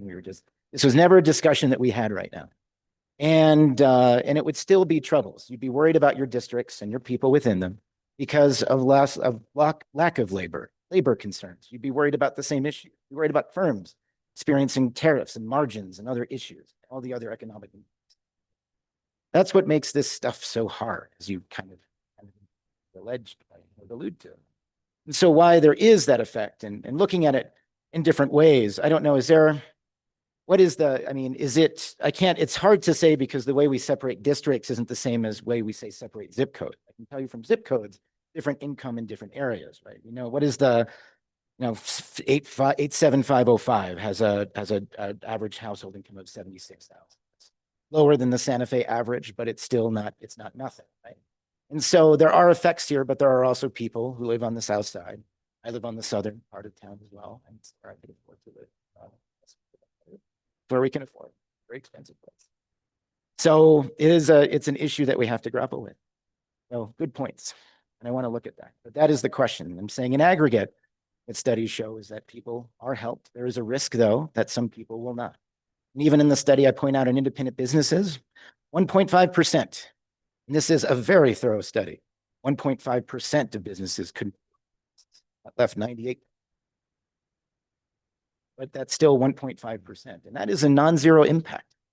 And as much as I could explain that, and I empathize with the position you're all in, because as much as I could say yes to somebody who's earning $17.50, that 1% of workers are the people 1% of business owners are the people I'm going to see in my inbox. They're the people that are affected. And that their experiences are not important. They are important. And I just want to acknowledge them. I would only offer follow-up that 98% won't be impacted because they're already paying more than $17.50. The part that I'm concerned about is the part of my district, which is our economic anchor, that cannot pay that. And so that's the percentage that's going to be impacted negatively is primarily in our district and in District 1, some of District 1 and in District 2, there's some places that are going to be impacted as well. And it's what I'm struggling with is we're not helping anybody who's already making more than $17.50. They're already making more than $17.50, and that's the majority of the business in Santa Fe. So in an effort to try to help the group that isn't making that, they're likely the population that will be negatively impacted by this. And that's the ironic thing that I'm struggling with. It's a paradox of sorts for me. Okay, I'm going to remind the committee we still have two other things and they're not short. I don't want to cut you off, but just making note of the time. Counselor Cassett. I'll be speedy. I just want to point out that, there's like this assumption that if people live on the south side, they're working on the south side. We know a lot of our community is working in the service industry. We know that while there were a number of people in the service industry who are already making $17.50, there are those who are not. So I think that the problem is Dr. White has pointed out that there is no universal statement that we can say about this thing that is true. It is not true that nobody's going to be helped because everybody who would be helped is already making $17.50. We have people at La Fonda or El Dorado or whatever that I'm sure are not. And guess what? They'll be able to afford it. They'll probably raise some rates. And guess what? We don't have to pay those, the tourists too. I think that is what is so challenging about this is that I don't think you can make a blanket statement that every single, that all these businesses on Airport Road will be hurt, or that every single person who is making the current minimum wage is going to be assisted. This is tough. And this really does have to do with the fact that we are looking at, what are the averages? What are the potential, negative impacts? What are some things that we can potentially do to assist, which I do have an amendment. I'll be speedy about it when we get there. And that's, I think that's what's really complex is that everything here is very nuanced. So I think we should remember that the blanket statements, correlation's not causation, one of those favorite things about rents being raised and all these pieces, there are different factors that are coming into play in all of these places. And that's tough. And again, that's something that we have to deal with. Thank you. Counselor Lee Garcia. Thank you, Madam Chair. And I'll just briefly make a comment. I appreciate the request for data, and I think data is very important. If I ask all the data and maybe even AI on how to ride a horse, it'll tell me all these wonderful things on how to get on that horse and how to gallop that horse and maybe how to run that horse. Until you get on that horse, it's very difficult to understand. And I could break down an employee, what they make, what the employment taxes are, what the FICAs, the MICAs, the state withholdings, all of that stuff. What the true cost of that employee is to each business. And until you have to struggle on how to figure out, I work on the 30-30-30 rule. Cost of goods, cost of labor, what your markups are, margins versus markups. And when you're constantly putting a fine pencil to that, again, I think that the large corporations and bigger corporations they'll figure this out very easily because they absorb it. They have the backbone. Small businesses don't. And I think that's where we go down to taking away their liberty to run their business how they want to do, whether it's a base pay, an hourly wage, an hourly plus commission, an hourly flat rate for mechanics. I mean, it's so complicated. And I think what we're doing here is we're taking that liberty away from them, or maybe not. We can't control. I can take the average of what my employee makes, divide that by the hours that they work, and come up with $17.50 and justify. They're already getting way above that. But I think the negative effect overall in our community, maybe it's a positive effect. We'll see. We're going to see what happens on all of this. Any single person who has never run a payroll or operated a business doesn't really understand what it takes to do it. Because at the end of the day, I've got to go in there. Any small business owner has to go in there and make sure that everything is paid before they get paid. And for some, they don't make it. And so with that statement, I'll go ahead and move my amendment, call the question. Counselor, you've already moved your amendment.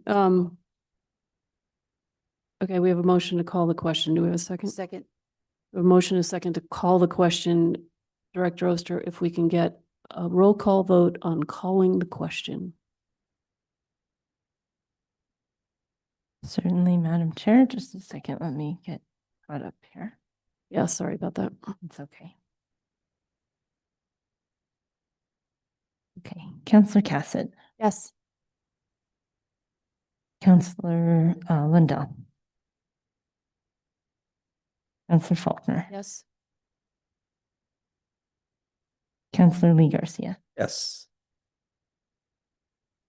Chair Romero Worth. Yes. Motion passes. Okay, now we're on to voting on the amendment to add a training wage. Director Oster, if you could call the question. I mean, I'm sorry, if you could take the, wow, if you could take the roll Certainly- call. Certainly, Madam Chair. So on the motion to approve Amendment G, Counselor Cassett, No, and I'd like to explain my vote. Counselor Lindell, Counselor Faulkner, Yes. Counselor Lee Garcia, Yes. Chair Romero Worth. No. Motion fails. Counselor Cassett to explain her vote. Thank you, Madam Chair. As I said, I'm actually a little on the fence with this one. There's some things about this that one, I just need to understand more. And I don't have that opportunity, or I have not had that opportunity. So we'll look into that. But I also think, which escalator is, it wasn't specified, what that definition looks like. There's a few things that even if I, go and see that, training wage with an end date, eliminate some of those complexities and can be beneficial. At this moment, I would still have some questions in those arena. So that's why my no is no for now. Thank you. Thank you. All right, we have one more amendment, I believe, that's being offered tonight. Counselor Cassett, back to you. Thank you so much. I will be speedy. So this amendment that is Amendment H. And I believe Counselor Faulkner is co-sponsoring this. However, what it essentially does is we do have a small business navigation program that is currently operating, that is funded only through 2026, but it is currently funded right now. So this amendment says that in this year, pause or preparation year, that there would be a targeted outreach to businesses that we specifically know could potentially be at risk. So again, looking at that conversation on the airport road corridor, those smaller businesses, if there's industries that we know are going to potentially be at risk, to provide those navigation services and supports in preparation for the living wage going into effect. This also would have the Office of Economic Development provide us with a report on the program utilization and outcomes of the program, both in preparation for the 2027 fiscal year budget, because again, this program is only funded through the end of calendar year 2026. And then as well towards the end of the 2026 calendar year, as implementation would potentially be going into place so for us to understand that landscape. And if there's anything that we decide to do at that time, we can. And so with that, I will move for approval. We have a motion. Do we have a second? We have a motion and a second to approve this item. Is there any discussion? All right. Just a okay. quick question. Oh, okay. Counselor Lee Garcia, sorry, Sorry. Counselor. How successful are we with people reaching out for this help? I mean, I think that it's very important, and I will support the amendment, but how successful are we with not only the outreach that we give, but when businesses call back, and is it 5% of businesses, maybe 10% of businesses? Madam Chair, Counselor Garcia, counselors, thank you for the question. This is a question that our Office of Economic Development faces every day when we talk about our success rates and how well is our messaging about our services getting out to the community. As you know, in government, one of our challenges is how are we utilizing information channels to get information to the public. When we talk about the services that the Office of Economic Development provides, we have a newsletter of over 10,000 folks. We do social media, we do newspaper ads, we go to community events every single week. We have a staff of 7 folks that is constantly at events. And when we talk about reach, and is this information about what help we provide getting out to the businesses, I'm going to say we can always do better. We can always do more, because guess what? Not everybody opens up their email. Not everybody is on Instagram. So we're constantly having to be creative of how we're promoting our services. And when you talk about how successful, I think you're referring, and correct me if I'm wrong, I think you're referring to the Small Business Navigator program and how successful is that program. I want to point out that Counselor Cassett mentioned that this program just got kicked off at the end of the summer. So we've seen about 30 businesses so far sign up without a lot of promotion yet. We have yet to really kick this off and really launch the awareness that, hey, we've got a coordinator located on Airport Road at Santa Fe Business Incubator, providing connections and resources for our businesses. That's one service and one program amidst a portfolio of many ways that we are providing our businesses assistance. We also track things like traditional economic development statistics around, did that business start? If you come in to me and say, hey, I want to start a automotive business, my success is, did you actually start? Did you get a business license? Did you form your entity? Did you expand your business? Did you increase your sales? Did you hire people? Did you retain people?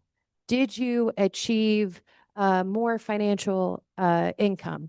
Meaning, did you get a grant? Did you get a loan, et cetera? Did you get a contract? Those are also ways that we judge success. So regarding some of the more hard statistics, because this program has only been in operation for a few months, we have many soft successes where the connection was made from businesses to be able to have a website and increase sales and making connections with our resource partners. That's good. I Okay. appreciate that information. My question is just how, I guess going down the road here is to find out how many businesses are actually calling us for help on things and what kind of assistance we are providing. Not collecting the data, so to speak, but true, how many numbers of businesses overall over the 10,000 businesses, I don't know, not that many in this town, but There's 11,000. okay, see, there you go. Out of 11,000 businesses, how many are calling the city economic development division for help? So is it 1%? Is it 2%?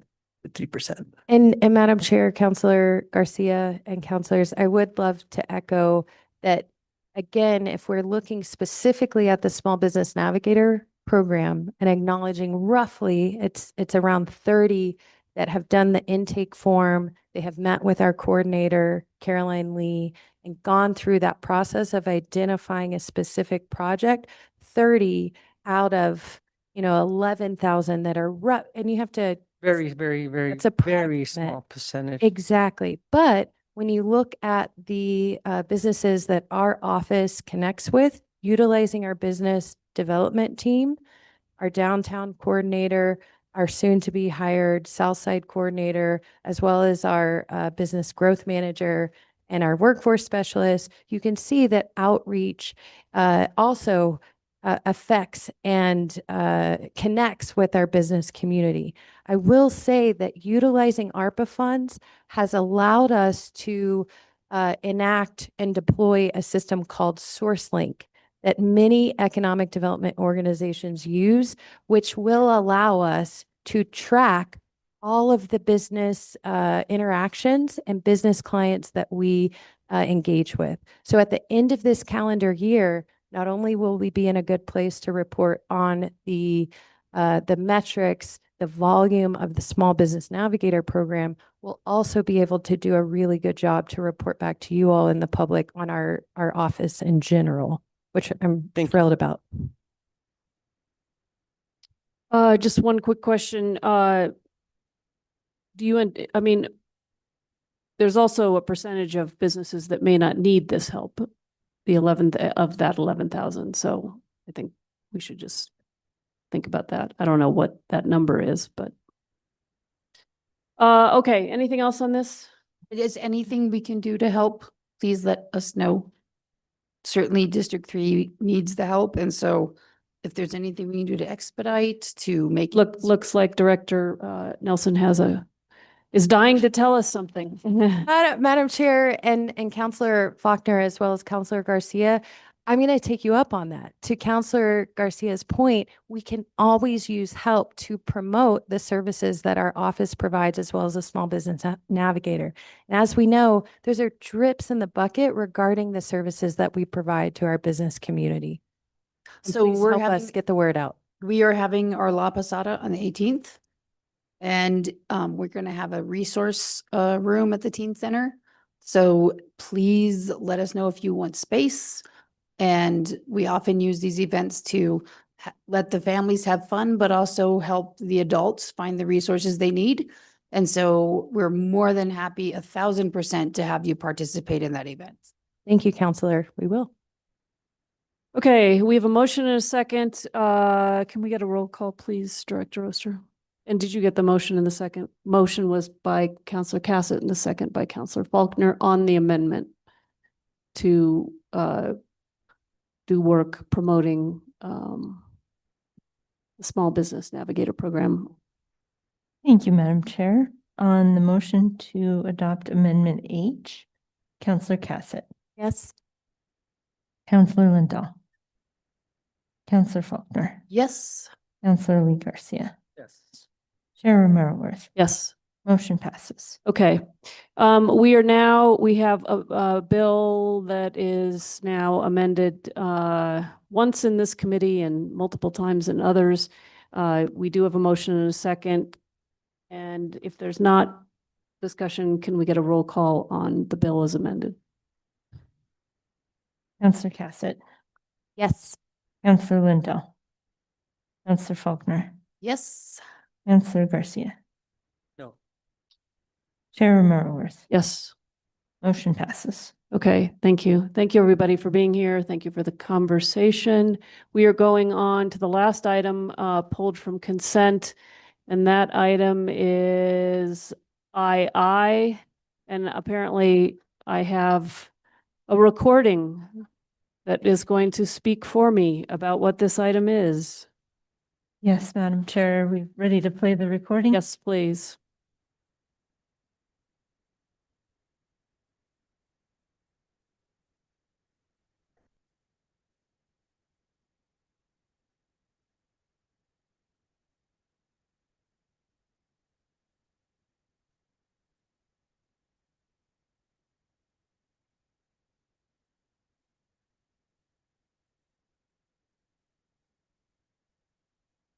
Okay, yeah, you go whenever you're ready. We'll stand in place.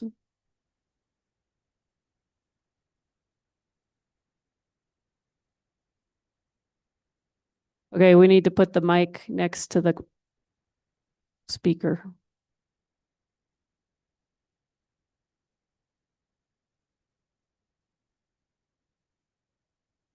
I don't know how to fix that.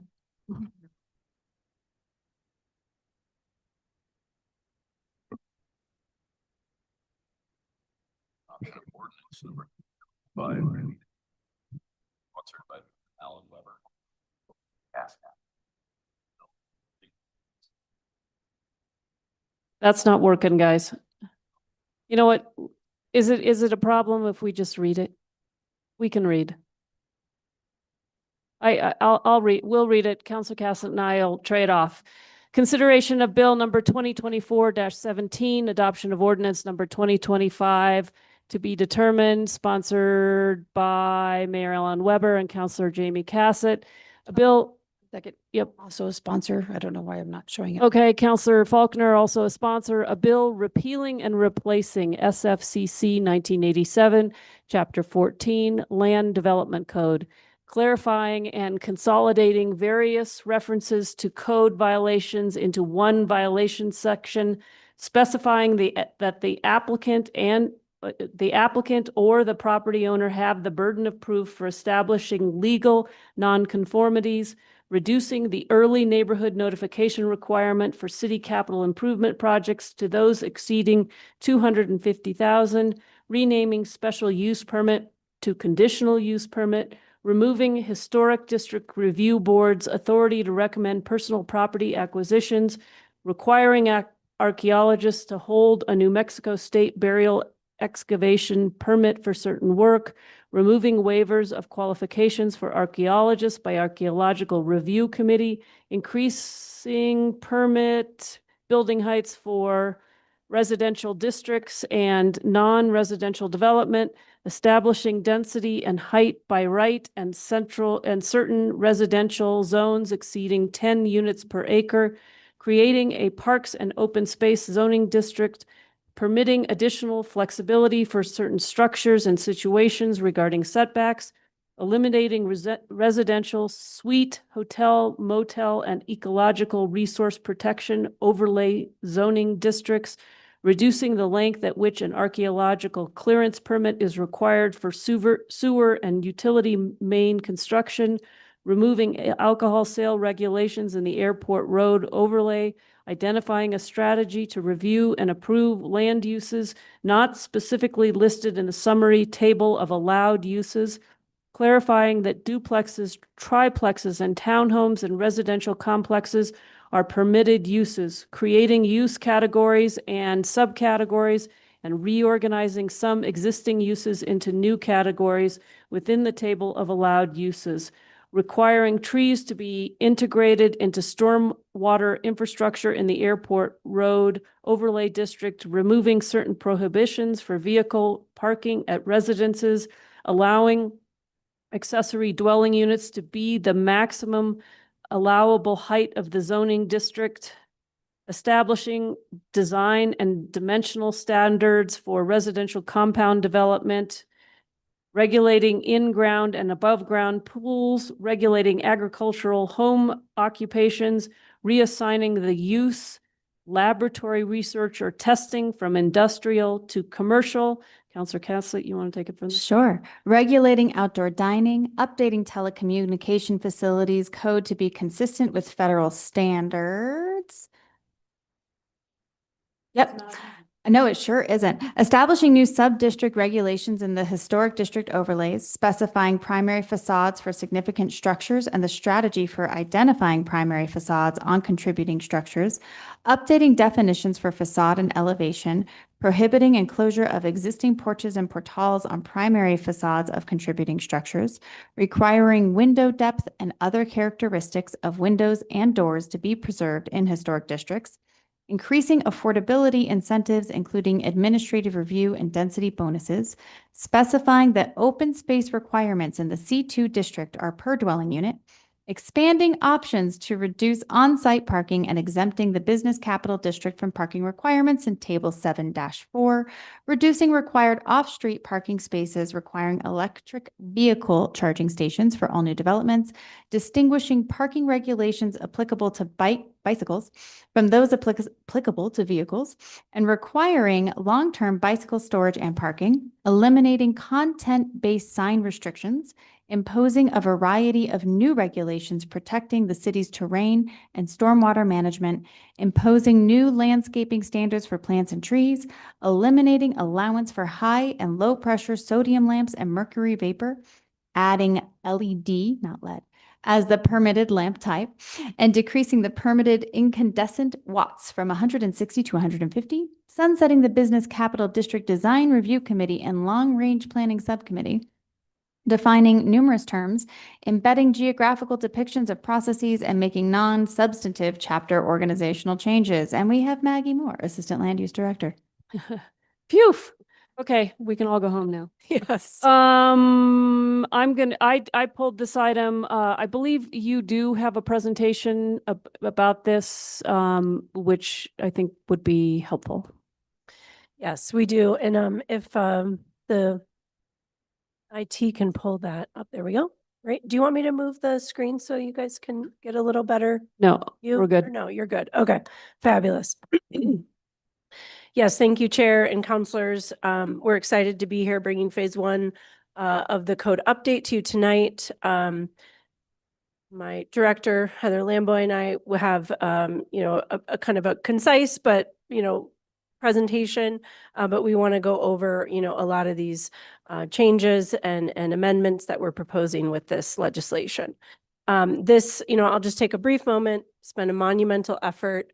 I want to thank, you know, obviously those in our department, past and present, who've worked on this. Also, you know, throughout the city, our colleagues at Public Works Department, the Fire Department, Public Utilities, who we were, and certainly the City Attorney's Office, who we worked with to bring this forward to you today. So thank you to all those folks, and also to our advisory committees. We had several advisory committees that we assembled with members of the public to help us draft this legislation. So thank you there. And I'll just briefly kind of go over our engagement efforts. This was a culmination of 2+ years of engagement with the community. We started in the spring of 2023 with a virtual open house because there was a snowstorm and the city shut down. So we pivoted and went virtual. Then we followed that up with an in-person open house, just really kicking off the project, identifying issues. And we also conducted many stakeholder interviews. These were both internal to the city and external stakeholders.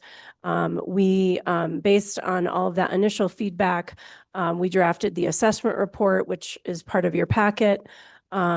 And with that report, we held another round of open houses and meetings with the Planning Commission to get feedback on that assessment report. And then we used that to guide our drafting process. We launched our community engagement group and our technical engagement group to, you know, help, and met with them on several occasions. We met with the TOG 6 times, the COG 10 times. Not sure why one or the other, but we had a historic subcommittee that focused on that section. And then, of course, we had a planning commission subcommittee that worked with us throughout the process as well. And we brought the public draft out, held another round of open houses, and received comments. We had a study session with the Planning Commission, and then we scheduled drop-in events, City Hall, Southside Library, to, you know, just kind of catch people as they're coming and going and see if they had any comments and host that. We also gave additional presentations to the Planning Commission on October 16th and April 17th. So this is our adoption timeline. We are getting very close. We introduced it on October 8th, had our first public comment on October 9th in front of the governing body. We went to the Historic District Review Board and the ARC at a joint meeting on October 14th. We were at Planning Commission on the 16th of October, Public Works and Quality of Life, and now present for you this evening. And the adoption hearing is scheduled for November 19th at the governing body. So, and I just want to take a step back. The last time the code was updated was in 1987, a comprehensive update. And in the nearly 40 years, there have been several amendments, there's been additions to the code, and it has created what we have today, which is a layered, sometimes contradictory and complex set of regulations that governs land use within the city. That has become notoriously difficult to understand, interpret, and to enforce for the department. So to solve that, in 2023, the Planning and Land Use Department, at the direction of the governing body, initiated a contract with Clarion and Associates for the comprehensive 3-phase update of the Land Development Code. Phase 1, our goals were to improve the organization, the clarity, and the user friendliness of Chapter 14. And so I also just want to highlight some of the additional items that you have available to guide you through the review and analysis of this legislation. We've included the bill, the legislation itself, over 700 pages, or maybe over 600 at least. And then we have a disposition report. So the disposition report is a 3-column crosswalk for you to review. The far left column is the current code citation. The middle column is the proposed new citation and location. And then the far right column is a brief description of the change.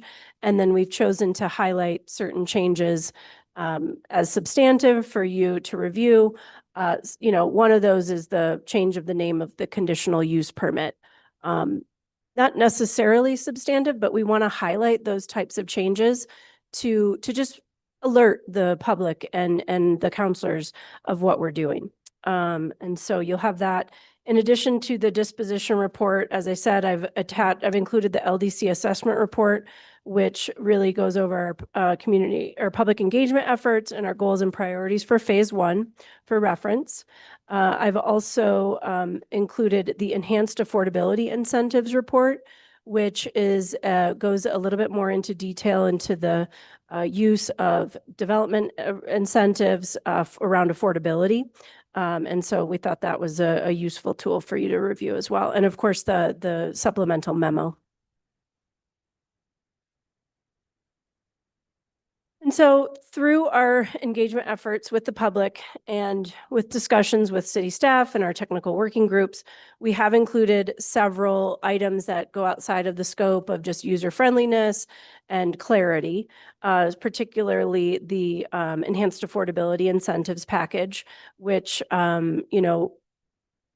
Heather will tell you a little bit more about in the detail there, but we also just want to highlight that change to, or really in addition to the code. But, really there's something in the code for everyone. I think, just listening to the caption be read out loud, you kind of get the depth and breadth of what chapter 14 covers. So, parks and trails, open space, conserving tree canopy, reducing light pollution, promoting walkable infill development, protecting archaeological resources, supporting green building. So really you just kind of go through that, and the code has something there for everybody. I do want to highlight an example of how our new code really meets the 3 goals that we've set for ourselves. One of those areas is the reorganization of our zoning district information. This new on the left, you kind of see how the information appears in the current code. It's incredibly text heavy, very complicated language. And what this doesn't show is that the information on zoning district is really disparate around the code. It's a little bit here, a little bit in this section. You got to go over here to find out what the purpose is. And then you got to go over here to find out what the setbacks are. And so we took this opportunity to consolidate information on the zoning districts and make it consistent, and, try to remove some of the legalese and use just a little bit more direct language. And we've added some images, and tables, which I think are really nice and lend to a more user-friendly perspective for the public. So, what we've done is we've consolidated purpose statements into these, kind of 1.5 page zoning district areas. We have, used new illustrations to represent the, kind of an example of development for each district that's helps people understand terms like setback and step back and things that, are, if you're not a land use, planner, might be a little, complex to understand or difficult to understand. So we want to have illustrations to show those items. We've, simplified and reduced table notes. And, this is one of the items we wanted to highlight is the height increase by 2 feet. We're proposing with this in residential and mixed use zones. And this is intended to accommodate green building practices. So that change you will see represented in these zone district tables. Some of the other changes we're proposing with zoning districts is removing a provision that requires developments in the R12, 21, and R29 zoning districts to achieve a development plan of approval from the Planning Commission where one may not be otherwise required to maximize their density. So we're proposing that that is removed and they can enjoy their density as it is described in their zoning district. So in R12 would be R12 and R21 would be R21 and R29 would be R29 without having to seek special approval by the Planning Commission. And really, this is going to help small kind of infill projects in the downtown area where most of the zoning occurs. And we had a recent project from the Habitat for Humanity, thank you. Habitat for Humanity, who got tripped up. This is another one of those things that's kind of buried in the code. And so, you know, you have R21 is your zone district. You kind of assume that you get to have 21 dwelling units per acre. But hidden somewhere in the code is this little provision that you actually have to go get a development plan from the Planning Commission if you want to enjoy that density. And so we're just removing that, hoping to make it a clearer and, you know, more smooth process for some of these small, infill developments. We've also added the Parks and Open Space District, as Councilor Cassett described in the caption read. And our intention with the Open Space District is to establish standards in phase 2. So it really kind of lays the groundwork for that work to occur. With our overlay zoning districts, we have added images of the overlays into the code. So folks, when they're reading about the regulations, they can see and connect it to an image on the map and start to understand, well, where that might apply throughout the city. We're hoping to improve those in phase 2 as well. So there's a little bit more clarity there. As we heard, we did not carry forward the residential suite hotel motel overlay and the ecological resource overlay. We found that neither of these were applied to the ground in the city. And so we thought that was a low-hanging fruit to remove those and remove just a little bit of the complexity in chapter 13 or 14 rather. And with the escarpment overlay, we've reorganized that and edited it to simplify language. That one is notoriously complicated. So we tried to simplify that as much as we could. In the airport road overlay, we eliminated restrictions on the sale of alcohol. There's a great story in the paper over the weekend on this proposed change. And in the historic district overlay, we made some clarifications, added new descriptions of architectural character, and removed the public view limitation on application of standards. And so with that, I'm going to do one more. Sorry. So just kind of end my presentation, and then Heather will take over and continue with the changes we made to the summary table of allowed uses. We changed the name. It's now the permitted table of uses. It's going to be called the summary table of allowed uses. As you stated, we renamed special use permit to conditional use permit. There's really nothing special about it. It's really more about conditions that we can impose on a type of use at a particular location. So we think that that name is more, specific to what the request is. We have added a lot of new uses to the table, breweries, doggy daycares, uses that certainly in 87 and even 5 years ago didn't exist. And so we want to acknowledge that those are current and quite popular uses within the city. We have added accessory and temporary uses to the table. They were, kind of outside of the table, and it was a little confusing as to where they needed to be. We have expanded the housing types in the table of allowed uses. They were not listed explicitly, although they were permitted. We just wanted to make sure that they were shown in the table as allowed housing options within the city. And we've added the column on the far right. So certain uses, we have adopted use-specific standards. Think accessory dwelling unit. There's a set of use-specific standards associated with that use. So we want to, show people where to navigate if there are specific uses, and they can find that in the far right column of the table of allowed uses. Okay. And then I will hand it off to Director Lamboy. Thank you, Director Moore. And one of the things that I would like to do is express my gratitude for Director Moore. Daniel Alvarado originally started this project and poured his heart into it. And when he left, we were left with a gap, and Director Moore definitely filled that gap and has been very organized and helpful in continuing this effort.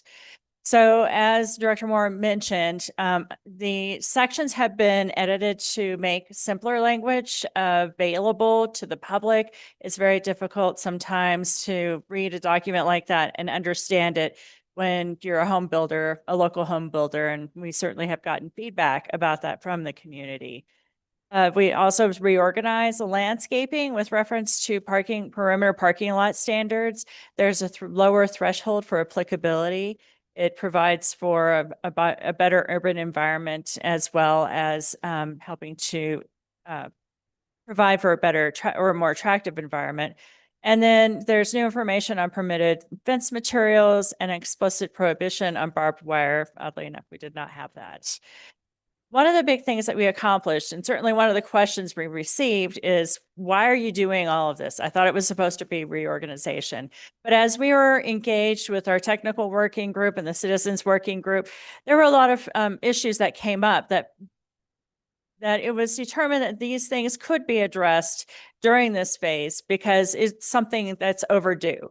And with reference to our parking standards, this is a case in point. So we've been untied our parking standards between bicycle parking and vehicle parking. We've untied those two and have a separate bicycle parking section. We also do provide for more ability to have off-site parking. So for instance, street parking can be counted as the overall parking count instead of just having everything on site when it's not absolutely needed. Also, there's a distance in which for instance, in downtown where there's parking that's required, somebody can walk to that parking lot instead of having to be immediately adjacent, except for those spaces that are required to be Americans with Disabilities Act accessible. Proximity to transit and trails, we're really trying to forward multi-mobility and providing a reduced parking count because of a transit stop with regular transit service or a trail that allows for reduced parking and provision of structured parking. There can be a reduction in the overall parking count that's required if structured parking is provided. And as well, my father lives in a senior housing development. Not everybody has a car because really they don't need to be driving a car, especially my dad. So we also have a reduction for senior housing as well. We have also included electronic vehicle charging as a requirement because we certainly are moving in that direction. And we did work diligently with Daniel Lopez of Public Works on updating our Americans with Disabilities Act requirements. We also removed parking in the business capital district. That requirement became really obvious, a real obvious impediment, especially with outdoor dining. This is what we really discovered.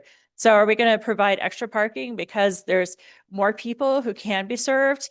And it just really was determined not to be appropriate. And downtowns across the country, medium-sized cities or large cities, parking isn't required. And we feel like that in this case, it would be important to do the same. It also becomes more business friendly as well. And like I referenced, the bicycle parking, it's based on, and we worked with the Metropolitan Planning Organization to develop the guidelines based on the Association of Pedestrian and Bicycle Professionals. And, you know, for instance, there are different bicycle parking requirements for schools. I rode my bike to school, and I know a lot of folks did during my time, as well as there are a lot of middle schoolers and the like that don't drive, or even like my kids preferred not to drive until they got to New Mexico. And so that's an important thing, is to be able to accommodate for all those bicycles. We have removed content-based regulation from sign regulations. There was a court case that regulated that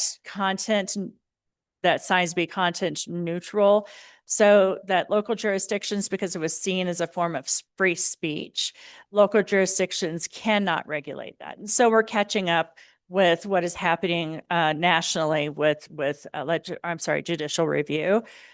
The impact fee section has been reorganized. No changes to the fees have taken place, but it's just making the content more accessible and understandable.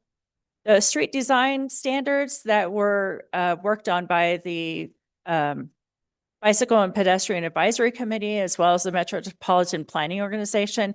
That's going to be part of our first tranche of code updates beginning in 2026. There was an effort to address our street design guidelines, which are outdated and not context sensitive. And so we heard the message loud and clear from Public Works that this needed to happen, and in fact, agree with them, but just did not get the opportunity to put it into this draft.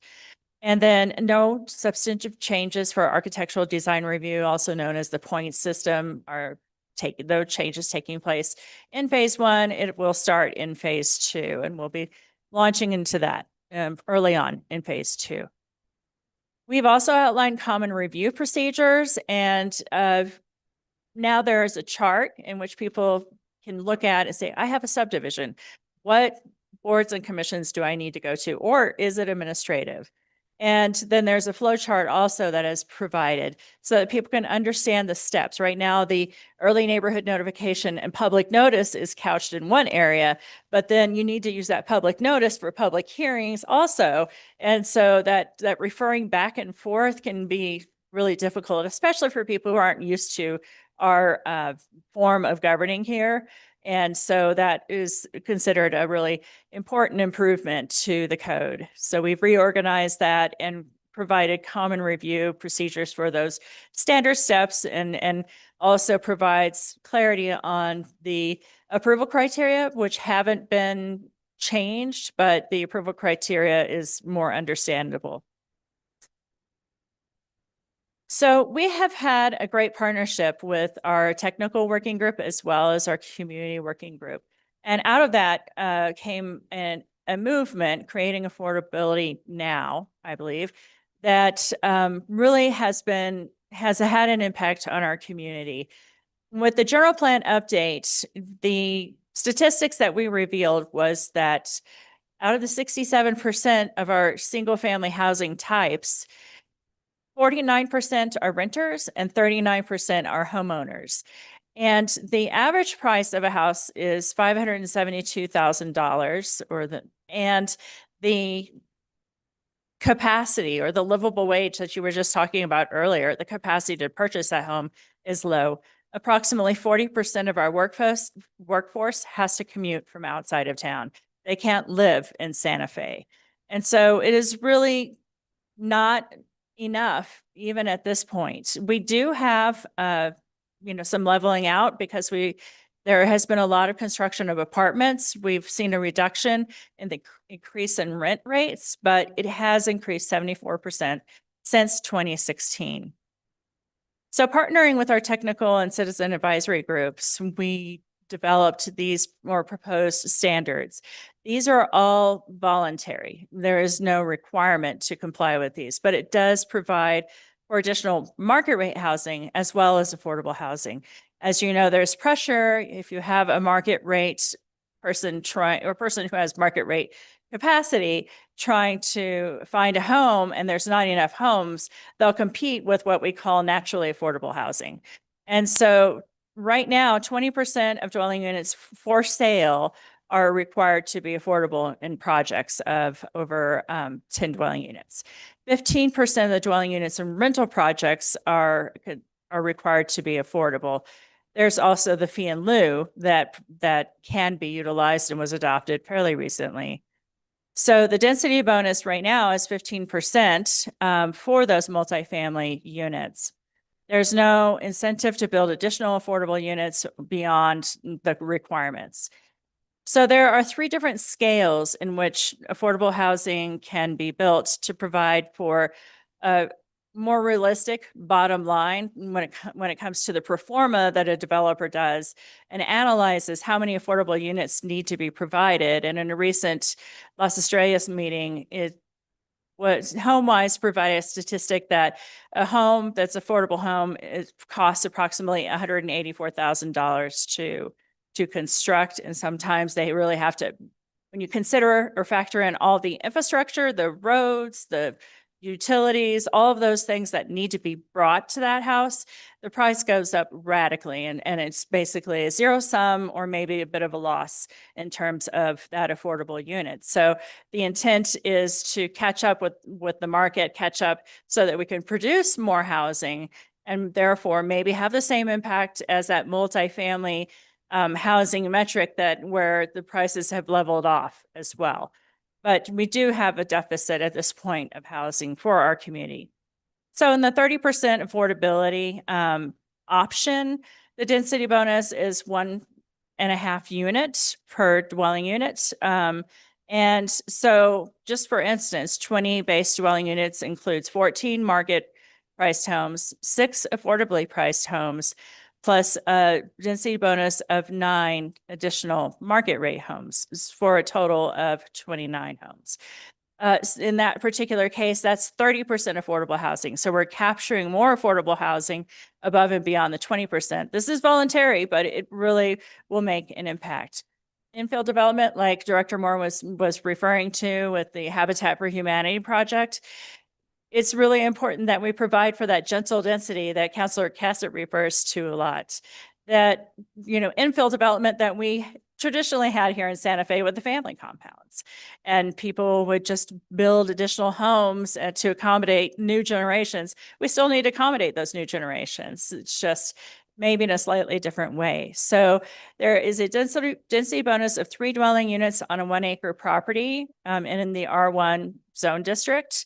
With 1 affordable unit being provided. So if you think about that, with the city's ability to allow accessory dwelling units, there possibly could be 8 families accommodated for, whereas previously there was 1 or 2 with an ADU.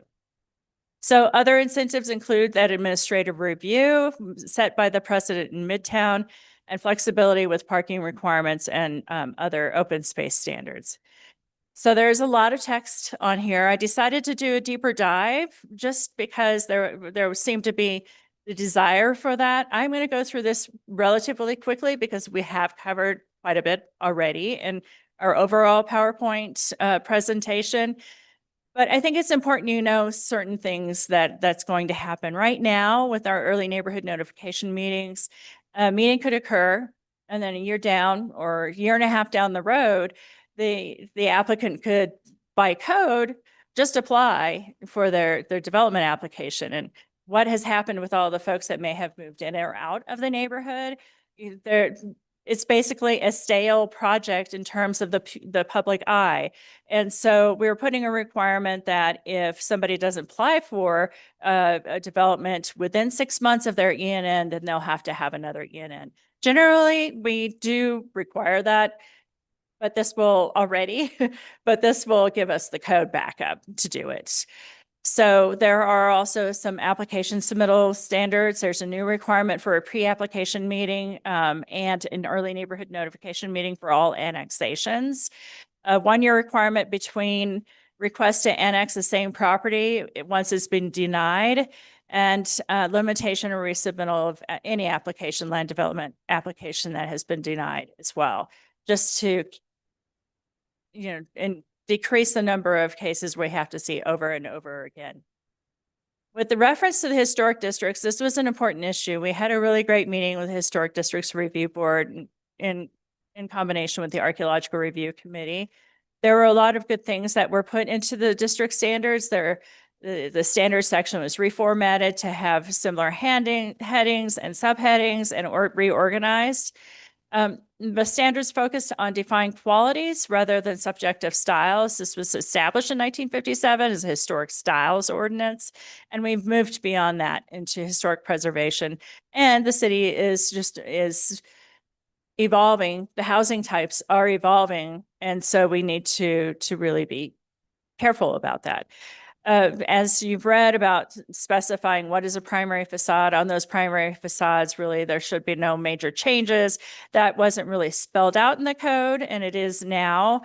And there's a clarification that we found with porches and portals on non-contributing buildings that had to get an exception, whereas now it does not require that. or contributing buildings or significant buildings, that remains. So there were some clarifications that we've run across over time, and staff typically keeps a list of things that just don't work in the code, just to make sure to address them over time to clarify them. And then Director Moore mentioned the Green Building Code allowance, and it's really important because with construction techniques, solar arrays and the like, we don't want to punish somebody to wanting to have a little extra height to accommodate for those things. With reference to archaeology, the distance for utility mains has decreased depending upon the district. The reason being is that we have a lot of archaeological sites throughout our community, not just in the downtown. And since this archaeological ordinance was adopted in the late 80s, early 90s, we've gathered a lot of information, and we need to be careful and work with our partners in Suque Pueblo to assure that they know what's going on as well. So an archaeological clearance permit will also be required when there's ground disturbing activity within 25 feet of a documented site. And those documented sites are based on the reports that are issued by the archaeologist whenever there's a reconnaissance done. For the use regulations, we mentioned the different housing types that aren't there that are there now. There are also regulations relative to urban farms that we don't have now. Religious, educational, and charitable institutions are permitted in all residential districts. Police or fire station, they're subject to use-specific standards to address things like noise or other external impacts that may occur. The hospital heliport is permitted only as an accessory use. Developing just a heliport freestanding is permitted right now, which is sort of odd. We are having a lot of change to our daycare system, especially with recent state legislation. So in-home daycare was added to the residential category, and a conditional use category was added for daycares in industrial districts. One might think, why would you want to put a daycare in an industrial district? We've run across it already with one provider. Typically, the rents are a little bit lower in those industrial districts. And so we've set forth some standards to make sure that the children are protected, set back from cannabis institutions, for instance, but does provide for lower rents for facilities or businesses that typically have a low bottom line. We've also set forth square footage and hours of operation limits on arts and crafts galleries and dance schools, and those were moved to use-specific standards. The film production use was only created for Midtown. We want that to be throughout the city, and so that use was created. There are changes to the cannabis code as well, and so those changes were moved to the use-specific standards for cannabis facilities, and a commissary kitchen was a special use previously, and it's just going to be a permitted use. Commissary kitchens can include the ghost kitchens, for instance. We all, or many people use Uber Eats, for instance, and sometimes there are ghost kitchens that produce those meals for Chili's or for Olive Garden. And it's just housed under one group so that the restaurant can continue to function in a more efficient way. And then I'm also going to try to go through this a little bit faster, but there's a lot that's going on. So food truck, mobile food court, and outdoor dining are all new uses and are being addressed. Campground and RV park is also allowed as a new use. Commercial recreation and outdoor music is a new use that will be subject to specific standards. Seasonal sales like Christmas trees, that was not part. It was sort of an informal thing that we did. Now it is considered a new use. Warehouse distribution, also a new use, like we have the new Amazon facility there near the airport in Hart Business Park.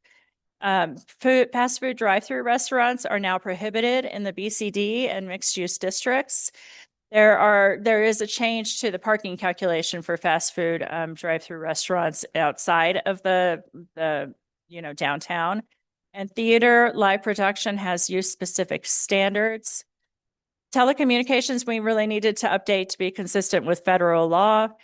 Home occupation, there's compliance with standards to maintain residential character. Sometimes home occupations can get out of control, and we have some better standards to address that. We certainly want home businesses to be successful, but we want to mitigate impacts. Residential compounds, there are new standards, once again, to provide more flexibility, setbacks, and development to allow for that infill development. There are new categories regarding sound amplification, planters, fencing, and other criteria. Maggie went over the R12 to 29 density requirements in terrain and stormwater management.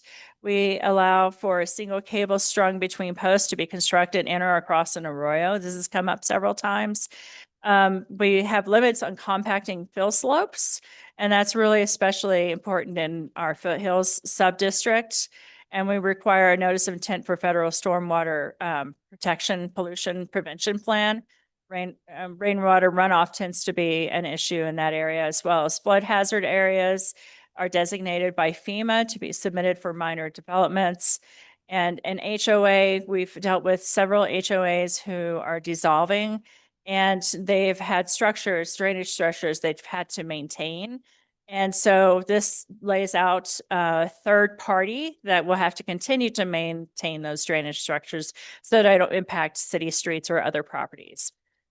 And then plant material standards have been changed for affordable housing, reducing the minimum size of trees and other plants so that it can be more affordable in terms of landscaping for affordable housing developments. And temporary irrigation systems are permitted.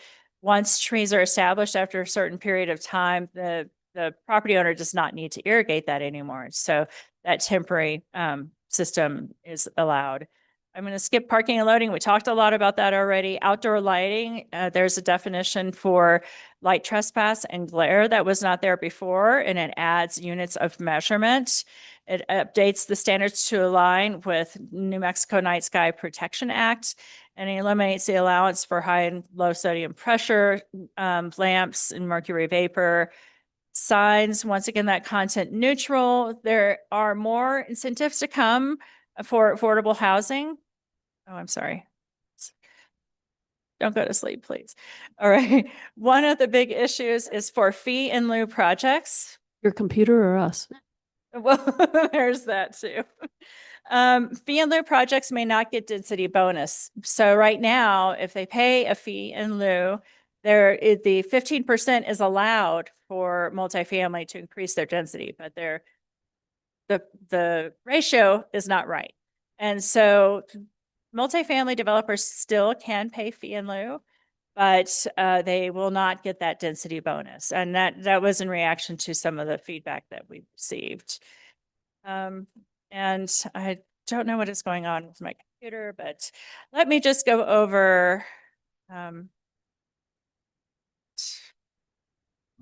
It's frightening.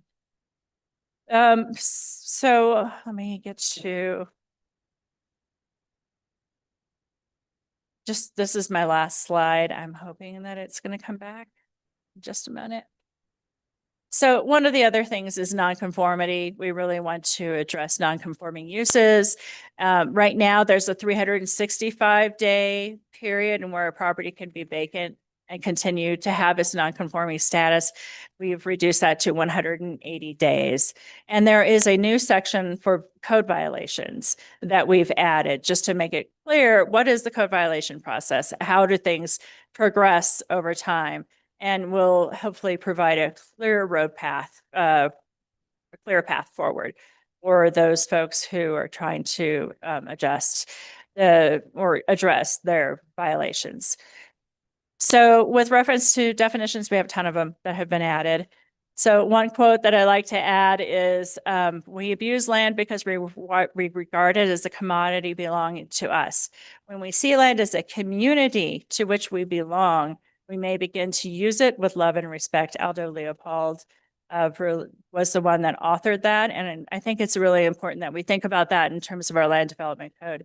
And I know our community embraces that a lot, and Santa Fe is special. So finally, I just wanted to provide an overview of the Historic Districts Review Board and the steps that Director Moore set forth. We have not received any comments from the Planning Commission, the Public Works and Utilities Committee. Quality of life was, they were spared this presentation. But I think it's important that we really do provide this context for the public as well as for our elected officials. The Historic Districts Review Board has requested in their recommendation to the governing body that the district standards themselves remain the same. So for instance, the Downtown East Side Historic District, the Historic Transition, the Historic Review, the West Side Guadalupe, and the Don Gaspar Historic District standards remain the same for now. They felt like that was just going too far too fast. And so the simple request there is just to bring back those standards, leave everything else the same. They felt like that the rest of the changes to the Historic Districts Ordinance is fine. So they really wanted to have additional dialogue on that phase too. And that concludes the presentation. Great. Actually, I pulled this item, so I'm going to go first. All right, you go first. Lee Garcia, please stand up. We're 3/4 of the way to a standing ovation for staff.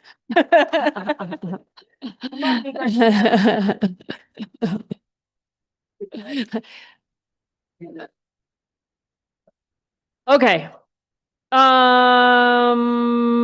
Thank you, Counselor Faulkner. All right, so did the Planning Commission have any changes? Did they recommend changes? Romero Worth, no. Okay. Didn't.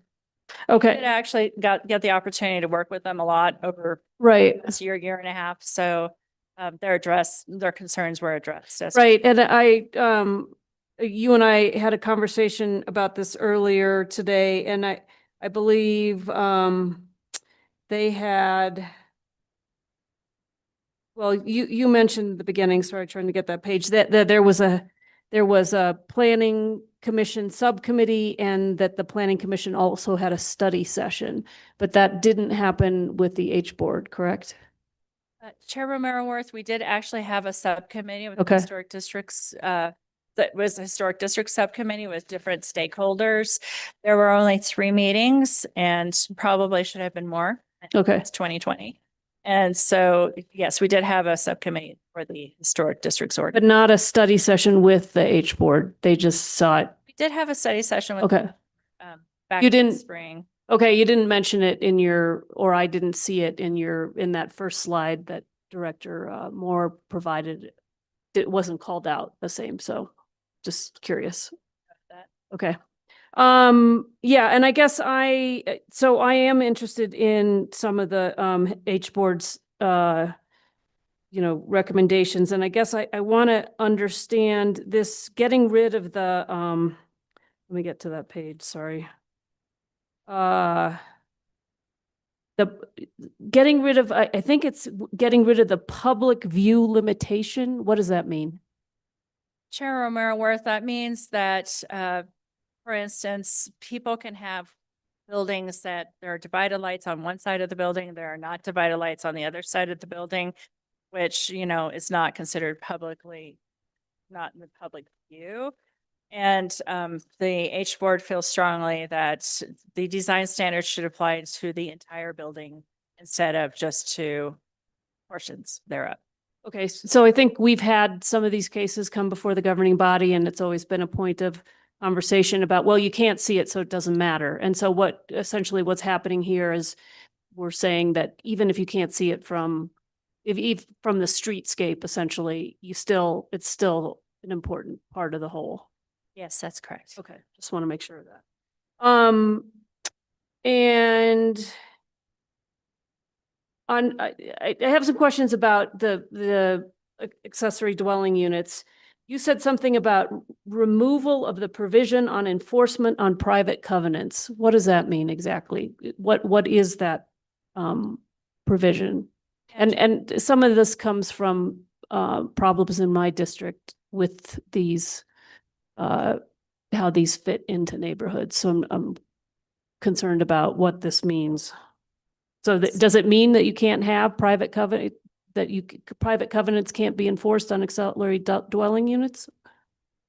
So I'll provide an example, Chair Romero Worth. For instance, there's a house in the escarpment district, and this is more dealing with the house, but it can provide an ADU example as well. And the building site was much smaller than the minimum house size that was prescribed by the covenants. And the city code in the city, it does not acknowledge covenants except in some very old developments where that was done maybe inappropriately. So at this point, covenants do expire or covenants are changed without city knowledge. And so it's truly not appropriate, but we do enforce the city code. With accessory dwelling units as well, there are certain size limitations and different funky things that can show up in HOA documents. And we just want to be clear that the city enforces the city code, not covenants. Okay, that's helpful. Thank you. And the height increase on accessory dwelling units, I think to match wherever they're situated in terms of zoning, is just making sure that we don't have something that's sticking up way higher than everything else. It's to be more uniform, correct? Yes, that's correct, Chair Romero Worth. Also, right now, they're only allowed to be 1 story, so somebody can't build up an accessory dwelling unit on a second level, so it gives them more flexibility. Okay, but if you don't allow a second unit in a particular zoning area, you can't do that. Well, with reference to, they're allowed in all districts with the Okay. exception of the commercial and industrial districts. Oh, yeah, thanks, Heather. Yeah, Chair, I think, Chair Romero Worth, I think what you're asking is, are second stories allowed? Or where they might not be allowed? They're allowed in all residential districts. So we regulate by height, and so the height standard is being proposed to be increased to 26, I think from 24. Outside of the historic Yeah, so, districts. yeah. So in residential zones outside of the historic district, it's currently 24 everywhere. And then now we're proposing to go up to 26. Right, but that's overall and that's for green building stuff, correct? Just overall, yeah. Yeah, not not specifically for accessory dwelling units where there was something in there about height. Yeah. Right now- It needed to match the zoning in which it was in. Right, and right now the height is 15 feet or 16 feet for an accessory dwelling unit. So this allows them to have a second story where it's appropriate. Yeah, or like Heather was alluding to, if somebody wanted to put an ADU on top of their existing garage, this might accommodate that as well. And is there anything about accessory dwelling units needing to be compatible or similar to the housing that is in the neighborhood?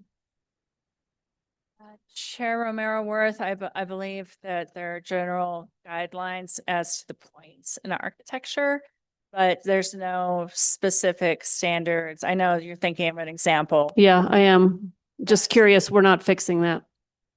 Not at this point. And that's a broader issue because of Fair Housing Act and the like. Right, right. That will be a phase 2 thing we should have a discussion about. Okay. I think that's all I had on this. Yeah, at least for now. So that list, those last couple slides that were really small print and are those in only this presentation or do we have them somewhere? Have we been emailed those or I'd like to be, I couldn't follow all of them and I'd like to be able to review them. We will send them to you. Yes. Like maybe, And maybe upload it to the, yeah, could you, and it So sounds that- like, yeah, if we could put them in the packet, but so that we could get them sooner or later, will you email them directly so that we can take a look at those? certainly. Okay. No, I'll just add, for clarification, all of those items are in the disposition report. Okay. As described. That's where Director Lamboy pulled all those items from. I know, but I like them all in a I list. know. Well, yeah, and we'll give it to you Yeah. both ways. I mean, I was looking at the disposition report, but there's something about like, yeah, all right. That's all I have. Anything else from the committee? Counselor Lee Garcia. Thank you, Madam Chair. Can you give a little more information on the EV requirements for, is it all new construction or a little bit more? So I guess Yeah, in a we direct pull up question the- would be, So, yeah, thank you, Chair Merworth and Counselor Garcia. Yeah, so the EV requirements apply to new construction. And so if we could pull up the table, we might be able to go into a little bit more detail. It's scaled, appropriately, so larger developments, residential developments, or larger commercial developments, would require more numbers and, maybe there's a cutoff. I'm not, exactly clear on exactly what it is, but IT, can you, please put up the screen. yeah, can we get a little presentation up there? just again, as Mhm. my direct question There we would be is if I'm an individual and I'm building a home, Okay. is automatically a requirement to put in an EV charging station, which I may or may not want, I don't know. So here's the table, so requirements, so single family dwelling. We've got one level 2 outlet, so we're asking for that to be, added to the, I guess it's not applicable, so for that. For multifamily, it says 25% EV compatible and 3 EV initiated, I think. Install. Right, or installed, yeah. So that would be, 25% of overall spaces are EV compatible, and then then they kind of are laying the infrastructure for an additional 3% past that. Are those developments? That would be for a multifamily development, so, and Construction. new construction, yeah. And then you can kind of go down through the retail and personal, and personal services. Again, down through all of that. And again, just new construction, not existing construction or, existing businesses. So are those, again, charging stations that are tied to a dwelling unit or just a parking area that would have EV charging? Right, like, yeah, oh, sorry. Chair Member Garcia, that would be for just the parking lot. So capable means that you could expand it beyond, but generally it's just 3% right now. But as more electronic vehicles are being used or electric, then, there's going to be the demand for Who's it. gonna pay for the charging stations in a parking lot of a development? Councilor Garcia, if I may, I have a little bit of experience with this. I have installed a charging unit at my house, and my nephew has one at his house. I'm not They're opposed not, to it. I just they're not don't know how- expensive. They're like nominal. They're like $100. And I guess, and maybe this is just, I need to just learn a little bit more about it, but if I'm putting up a small development with 10 houses and I'm required to put in 3 EV charging stations in the parking lot, Chair. who's gonna, Chair Member Garcia, single family dwellings are not required to provide charging stations. So a lot of the market is demanding it so that in a garage, you have the EV capability where you can plug your car into the garage. aren't, And so, but that is only market driven. We're not requiring anything for single family development, just for multifamily and commercial uses. yeah, I'm not, again, I guess I need to wrap my head around how it all works, but that was my question. Thank you. Okay, I don't think we have anything else. We need to approve this, correct? Yes. Make a recommendation. Yes, to- so, do we have a motion? Motion to, Second, Motion and second to approve, this rewrite, phase 1, I guess. I don't think we have any discussion. Can we get a roll call, please? Counselor Faulkner, yes. Counselor Lee Garcia, yes. Chair Merworth. Yes. Motion passes. Yeah, thank you. Okay, guys, we have one more thing. We'll do it quick, I promise. But it is a process thing. So we have, that's our consent agenda down here at the bottom. Where are we? We have a public hearing, and it is a request for issuance of a cease and desist order to close Chinese Massage LLC 4985 Airport Road, Unit B. Is it Yufeng Bao, operator owner? It's code enforcement case 2025-4553, violation of SFCC 18-1.7, notice of violation, penalty, operating without a business license and in a manner contrary to the public welfare. We do have Director Moore with us to help, and Frank is here too from the City Attorney's Office. And there is a little bit of a process. This is a quasi-judicial public hearing. So I have a list of steps that we need to take, and the first one is to disclose, for the members of the Finance Committee to disclose any pre-hearing communications regarding the merits of the request and recusal if a member cannot be fair and impartial. So just pause here for a minute if there's anything anybody wants to disclose. I don't see us needing to disclose anything, so the next thing we're going to do is announce the order of the hearing. We'll have a staff presentation. The business owner, if they are present, can have time for a presentation. There's public comment. Then there's questions from the Finance Committee, closing statements, motion, deliberation, and voting. So the first thing we're going to do is a report of up to 10 minutes, a summary of the staff report, and we'll get that from Director Moore and code enforcement staff. So I'll turn it over to you. Thank you, Chair Romero Worth. And if IT, oh, fabulous, it's working. Great. So yes, I have a brief presentation for the Enforcement Division, case number 2025-4553.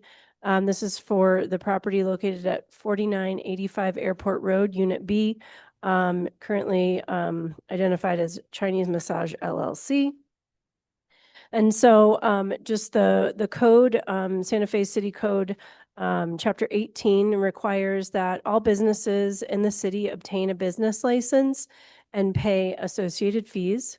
All of those businesses must renew their licenses annually, and they must not operate in a manner that is contrary to the public welfare. And then the code requires that violations of these standards be heard by the Finance Committee. So I'll just go over a brief, and all of this information is in the staff memo, but a brief timeline of our enforcement efforts here. We conducted a inspection, myself and some of our enforcement staff on March 19th of 2025. We did gain access to the business at that time and obtained a number of pieces of evidence that I'll go over later. And then directed the then owner to apply for a business license. They were they didn't have a current business license at the time, and then they failed to do that in a timely manner. We followed up with an inspection on June 17th to kind of follow up on our direction from the March 19th. We were denied access at that time. The front door was locked. The back of the property was gated, and no one came to let us in there. We also received a constituent complaint on August 2nd, described with several photographs and describing inappropriate and suspicious activity at the business, which we acted on with issuing the notice of violation on August 29th. We issued that to the business owner that we could identify, and then the property owner as well. That was and posted on the property physically. They were sent certified mail on the 29th of August. And the violation specifically was operating without a business license and in a manner contrary to the public welfare. So part of that notice of violation was that we gave the business owner a compliance date of October 6th. So this was basically that they needed to apply for and be issued a business license by October 6th. And they failed to do that. The next step is issuing a cease and desist order or requesting that from the Finance Committee. On the notice of violation, we listed the hearing date of this evening so that the business owner or property owner could attend and, provide their testimony. So I just wanted to give a little bit of background on this property. There have been several businesses and business owners identified with this property since 2015, since the records that I could obtained. And so, here's a few of them. Feng Ying Wu was the person that we interacted with on our first inspection of the property back in March. And so I just wanted to add the definition of a massage parlor as a place of business where massage is performed and which employs 2 or more persons. So it's from our code. So the most recent business owner we could identify is Yufeng Bao, who registered Chinese Massage LLC with the Secretary of State on June 19th of 2025. I checked today and that LLC has since been dissolved according to the Secretary of State's office. And Yufeng Bao has not applied for or received a city business license for the property at Airport Road. And so again, we are requesting a cease and desist order, which would officially close the business. It is my understanding that they are closed essentially, but it is very important that we continue with this request. Based on our interaction with them and trying to get them to come into compliance from March, they failed to, and they continued to stay open and operate. And so I think it's really important that we issue this and, make sure that the operations there cease. And, our rationale is that they are operating without a business license and in a manner contrary to the public welfare. I wanted to kind of, this table is in your memo and really kind of talk about the bigger picture of what we're looking at when we compare a illicit or potentially illicit business with a legitimate business as it pertains to massage therapy. Illicit operations on the left, they tend to cheat or, manipulate requirements to appear legitimate, while, legitimate massage therapy businesses have professional training, education, and licensing. The illicit side advertises to people looking for sex or sexual activities online, which I've included some of that in your packet. Legitimate operators advertise for legitimate health and wellness purposes. And at these operations, and what we have found is unlicensed personnel on site. And, when you have a legitimate business, there is a licensed massage therapist who is present during operating hours. Another component of this style of business is no records of treatments or of clients, whereas a normal legitimate massage therapy business would have traditional record keeping of their clientele and their bookkeeping. The illicit sex and human trafficking businesses tend to have very long hours. They're open late. People are often living on site, or there's evidence that people are living or at least spending, there for a period of time. Whereas a legitimate massage business has normal 9 to 5 business hours, Monday through Friday, maybe on weekends, and kind of normal operating procedures. Where an illicit operation, their front doors are locked so that you can't have, immediate access to the business. Whereas at professional massage parlors or businesses, their front doors are unlocked. There's certainly security, but there's access for the public to enter those spaces. They also tend to advertise at lower than market rates for services in illicit parlors. Whereas at legitimate businesses, they, offer kind of standard market rates for their services, for their professional services. And so I just wanted to end with a few of our photographs that we've taken on several visits to the property. This is a more recent one from August 15th. Certainly they, they didn't have a business license at this time. I'm not sure it's super clear in this photo, but you can see the multiple kind of flashing open signs that are on. There's one on the front Airport Road side and then on the side there. And this was at 7:38 p.m. I think it was a Friday night that I drove by there. So this is an image from the March 19th inspection that we did. It's 3 o'clock in the afternoon. We did interact with one individual there, but there was kind of evidence that there were other people there. And then this is a room with, I guess, like a massage table and a bed, which is suspicious looking to me. They had their security cameras active. That's our city van that we arrived in. And so they clearly know who's coming and going from the inside of the operation there. This was another bed where somebody, appeared to be or had left. There was a kind of a kitchen, which, where she was making lunch. It appeared, these kind of things led to the sense that maybe people were living here or spending time here, more than just a traditional massage business would be. There was another bed with backpack and, shoes and evidence of somebody being there maybe recently. Another kind of lounge bed area. And then quite a few kind of materials in the shower as well. And then this was the closet, which had a number of shoes and just kind of random personal items in it. Also not something that you would think you would find at a legitimate massage business. And then here's another kind of photo of another room on the property. Okay, and that is it for my presentation. Okay, thank you. From here, we go to an opening statement and sworn witness testimony from the business owner, who I do not see in the chamber. Do we have anybody matching the name of the business owner on Zoom? I assume that's acceptable if they were to appear that way, but we don't have anybody on Zoom, correct?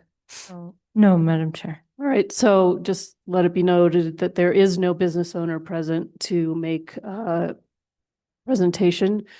From here, we go to the public. If we have anybody who would like to make sworn public comment, now would be the time.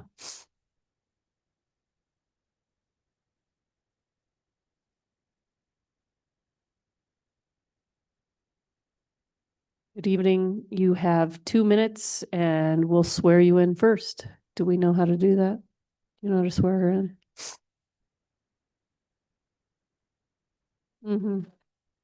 I think there's an official way.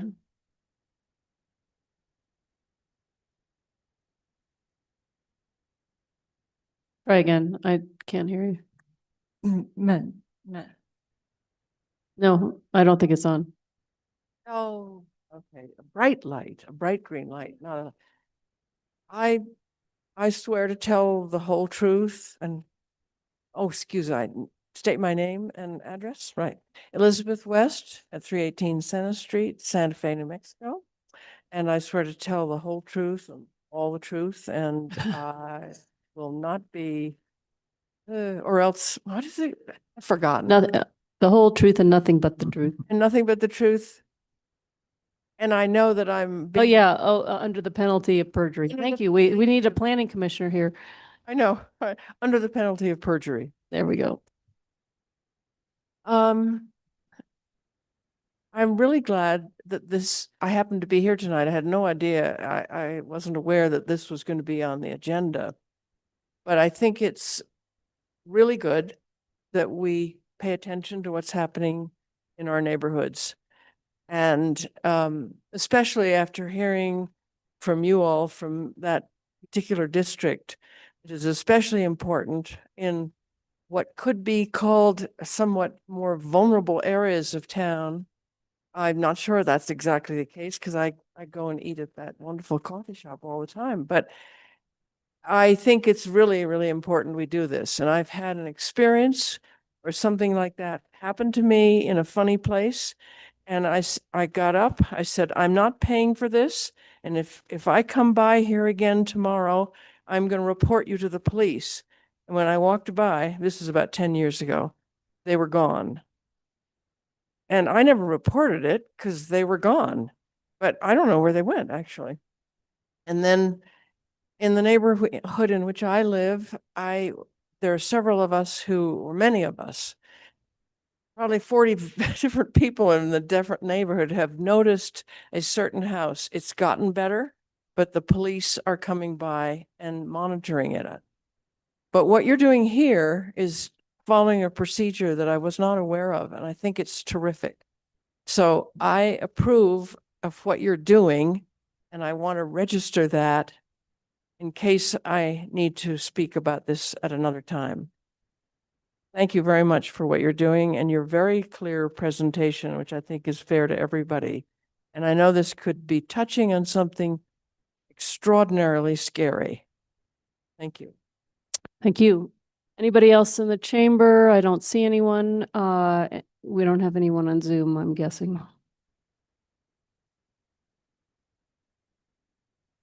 Madam Chair, there is an entity called STE Shelter on Zoom. Are they raising their hand and wanting to speak? No, Madam Chair. Okay. All right, we're going to close the public comment section. From here, we go to the Finance Committee, questions of staff, parties, witnesses, and the public. And anyone testifying to facts outside the record must be sworn. So questions from the committee? I don't see any questions from the committee. Again, we do not have the business owner present. Does the staff want to add anything?